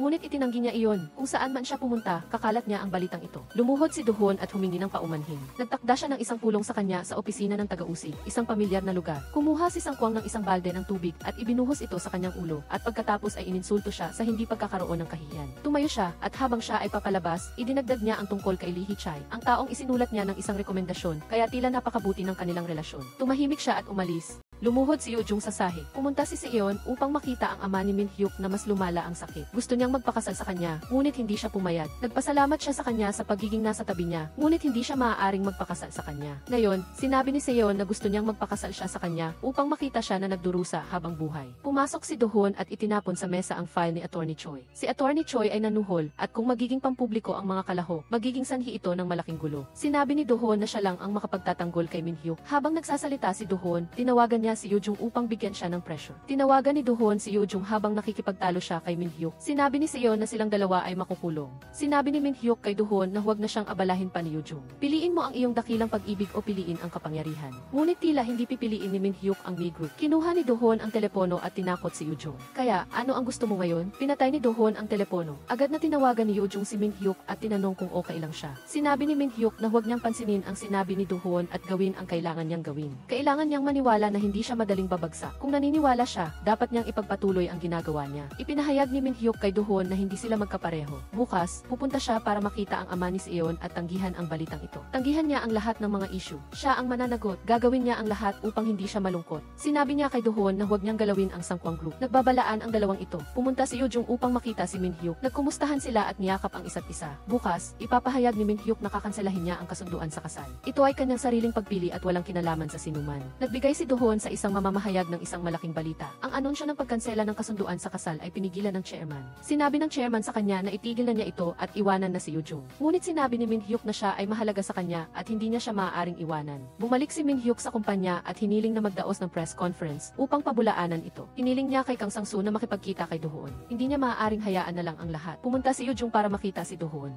Hiniling niya sa kanya na huminto. Kinumpirma ni Do-hoon na totoo ang sinabi niya. Kung ganoon, maaari ding sabihin niya kung anong uri ng tao siya. Huwag niyang kalimutang dumalo sa pagtatanong bukas. Hiniling niya sa kanya na bumaba ng kotse. Umalis si Yoo-jung at sinundan din siya ni Min-hyuk. Nagtago siya para asarin siya na parang naglalaro ng hide and seek. Magiging maayos ang lahat. Pareho silang naniniwala doon. Mahigpit silang nagyakapan. Si Seon ay pumupulot ng mga litrato mula sa mga labi. Pumunta si Do-hoon at tinanong siya kung ano ang nangyari. Sinabi niya na pumunta ang kanyang ama doon. Ang kanyang ama ay lubos na pinahahalagahan ang mga komento ng ibang tao. Kaya huwag sabihin ang mga bagay na ito sa labas. Sinabi ni Do-hoon na dapat na siyang huminto at pagkatapos ay umalis silang dalawa sa isang malayo na lugar. Hindi pa huli ang lahat para huminto ngayon. Pumunta ka at gawin ang gusto mo nang walang anumang iniisip. Sinabi niya na dahil sa kanya, kailangan niyang magpakasal kay Min-hyuk. Pumunta ang ina-inahan ni Min-hyuk at ipinaalam na nakalabas na ang chairman sa ospital. Mahirap siyang kumbinsihin kaya magpakasal ka na. Hiniling niya sa kanyang ina-inahan na umalis at sinabihan siya ng masasakit na salita. Sinabi niya na ang kanyang ina mismo ang humiling sa kanya na alagaan siya bilang kapalit ng kanyang asawa. Alam mo ba o nagpapanggap ka lang na hindi mo alam? Sa puntong ito, lubos na kinilig si Min-hyuk. Nagpadala ang chairman ng isang tao upang sunduin siya sa kwarto. Siya at si Do-hoon ay sumagot sa mga tanong ng pulisya. Ang mga pahayag ni Yoo-jung at Do-hoon ay ganap na magkaiba. Paglabas, sinabi ni Yoo-jung na nagsisimula pa lang ito at na darating ang araw na sasabihin mismo ng kanyang bibig. Ikaw mismo ang magsasabi ng buong katotohanan. Provocative siyang nagsalita. Ang isang taong walang anumang hawak ay walang silbi na ebidensya. Walang ganoong bagay. Pag-ibig at hustisya, ang mga taong may kapangyarihan lang ang mayroon nito. Pagkaalis ni Yoo-jung, sinabi ng kanyang senior na siya ay naging isang miyembro ng organisasyon at lahat ng tao ay nagsasabi na nagrebelde siya. Mabilis na kumakalat ang balita. Sinabi ng senior na si Min Hyuk ay isang taong hindi madaling harapin. Si Min Hyuk at Do Hoon ay nagkita sa bubong. Ipinahayag ni Do Hoon na lalabanan niya si Min Hyuk hanggang sa huli, ngunit ayaw ni Min Hyuk. Kung ang chairman ay makulong, ano ang mangyayari sa lahat? Ipinagpalagay ni Min Hyuk na si Do Hoon ay isang napakatalino na tao. Ngunit lumalabas na isa lang siyang tanga. Si Do Hoon mismo ang nagsabi na siya ang nagmamaneho ng kotse na sanhi ng aksidente noong araw na iyon at hindi si Yoo Jung. Kusang loob siyang nagpakulong para sa kanya kahit na sinubukan siyang pigilan. Siya ay isang taong dahil sa pag-ibig ay kayang iwanan ang kanyang sariling buhay. Hiniling ni Min Hyuk kay Do Hoon na huwag galawin si Yoo Jung. Kung magkano ang aalisin niya, ganoon din ang babagsak sa kanya. Gustong umalis ng ama ni Min Hyuk sa ospital. Ngunit buti na lang at napigilan siya ni Min Hyuk sa oras. Sinabi niya na gusto niya lang na tumayo si Min Hyuk sa lahat ng kapangyarihan, kaya humingi siya ng tulong sa parlamento. Hiningi niya sa kanya na sabihin na gusto lang niyang protektahan si Yoo Jung. Pinayuhan siya ng kanyang ama na baguhin ang kanyang buhay. Dahil sa paglipas ng panahon, ang lahat ay makakalimutan.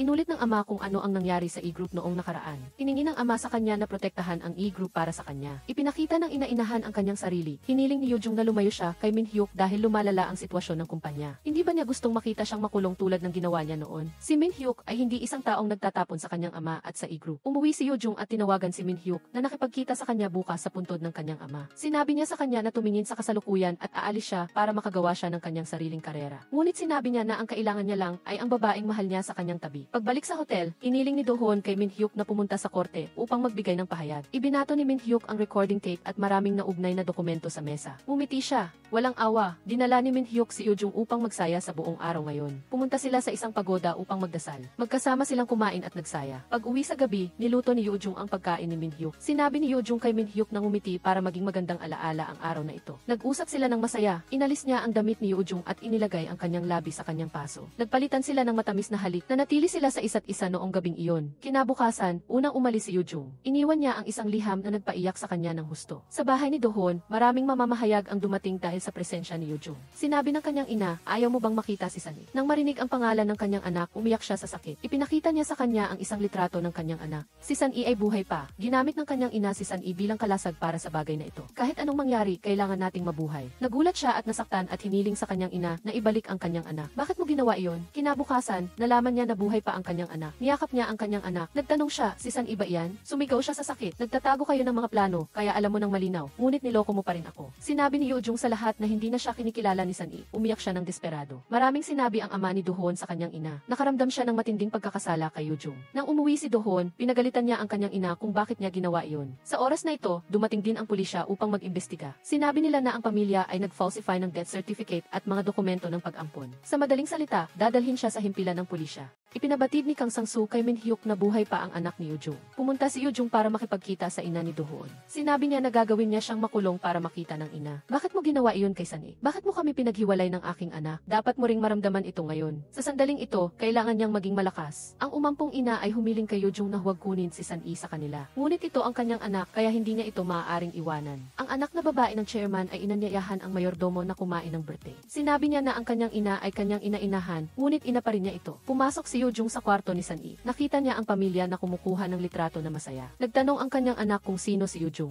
Ang dalawa ay umiyak ng masakit bago umalis. Sinabi niya na sa susunod na linggo ang araw ng paghatol at magkita sila doon. Niyakap niya ang kumot na ginawa niya para kay Sunny noong nasa kulungan siya. Umuwi si Min Hyuk at nakita si Seon. Sinabi niya sa kanya na huwag na siyang magbenta ng mga kwadro dahil hindi ito bagay sa kanya. Umaasa siya na hindi siya magdusa dahil sa kanya. Sinusubukan niyang huwag na siyang mahalin pa. Niyakap niya siya at humingi ng paumanhin. Ibinigay ng ina-inahan ang anak na si Sunny sa kanya. Ngunit tinawag lang siya ni Sunny na tiya at hindi ina. Tinanong niya ang bata kung ano ang dapat itawag sa kanya at pagkatapos ay pinayagan niya ang bata na makipaglaro sa kanyang ama. Sinabi niya, tingnan mo kung ano ang kinuha mo sa akin. Tingnan mo ng mabuti. Lumuhod siya sa lupa, umiiyak at sinasampal ang kanyang sarili. Nalaman niya na nagkamali siya. Nagpasya siyang iwanan ang kanyang anak para kay Sunny. Kumuha ka ng mas magandang buhay. Ginagampanan din ng pamilyang iyon ang Sunny, kaya mas panatag ang loob ko. Nagtalo si Min Hyuk at ang chairman tungkol sa kumpanya. Walang sinuman sa mundong ito ang nabubuhay ng walang pagkakamali. Ang tanong ay kung paano magbayad para sa mga pagkakamaling iyon. Dinala siya ni Kang Sang-soo sa lugar kung saan siya ay makakabuhay sa pamamagitan ng pakikipag-ugnayan. Ipinabatid sa kanya na aalis si Min Hyuk sa loob ng mahabang panahon para magtrabaho. Agad siyang tumakbo upang makita si Min Hyuk. Nagkita sila ngunit naglampasan sa isa't isa nang hindi sinasadya. Inayos din ni Seon ang silid ng sining at umalis. Kinabukasan, hahatulan si Do Hoon. Siya rin ang pumatay kay Hee-jin. Inihayag ni Seon ang katotohanan.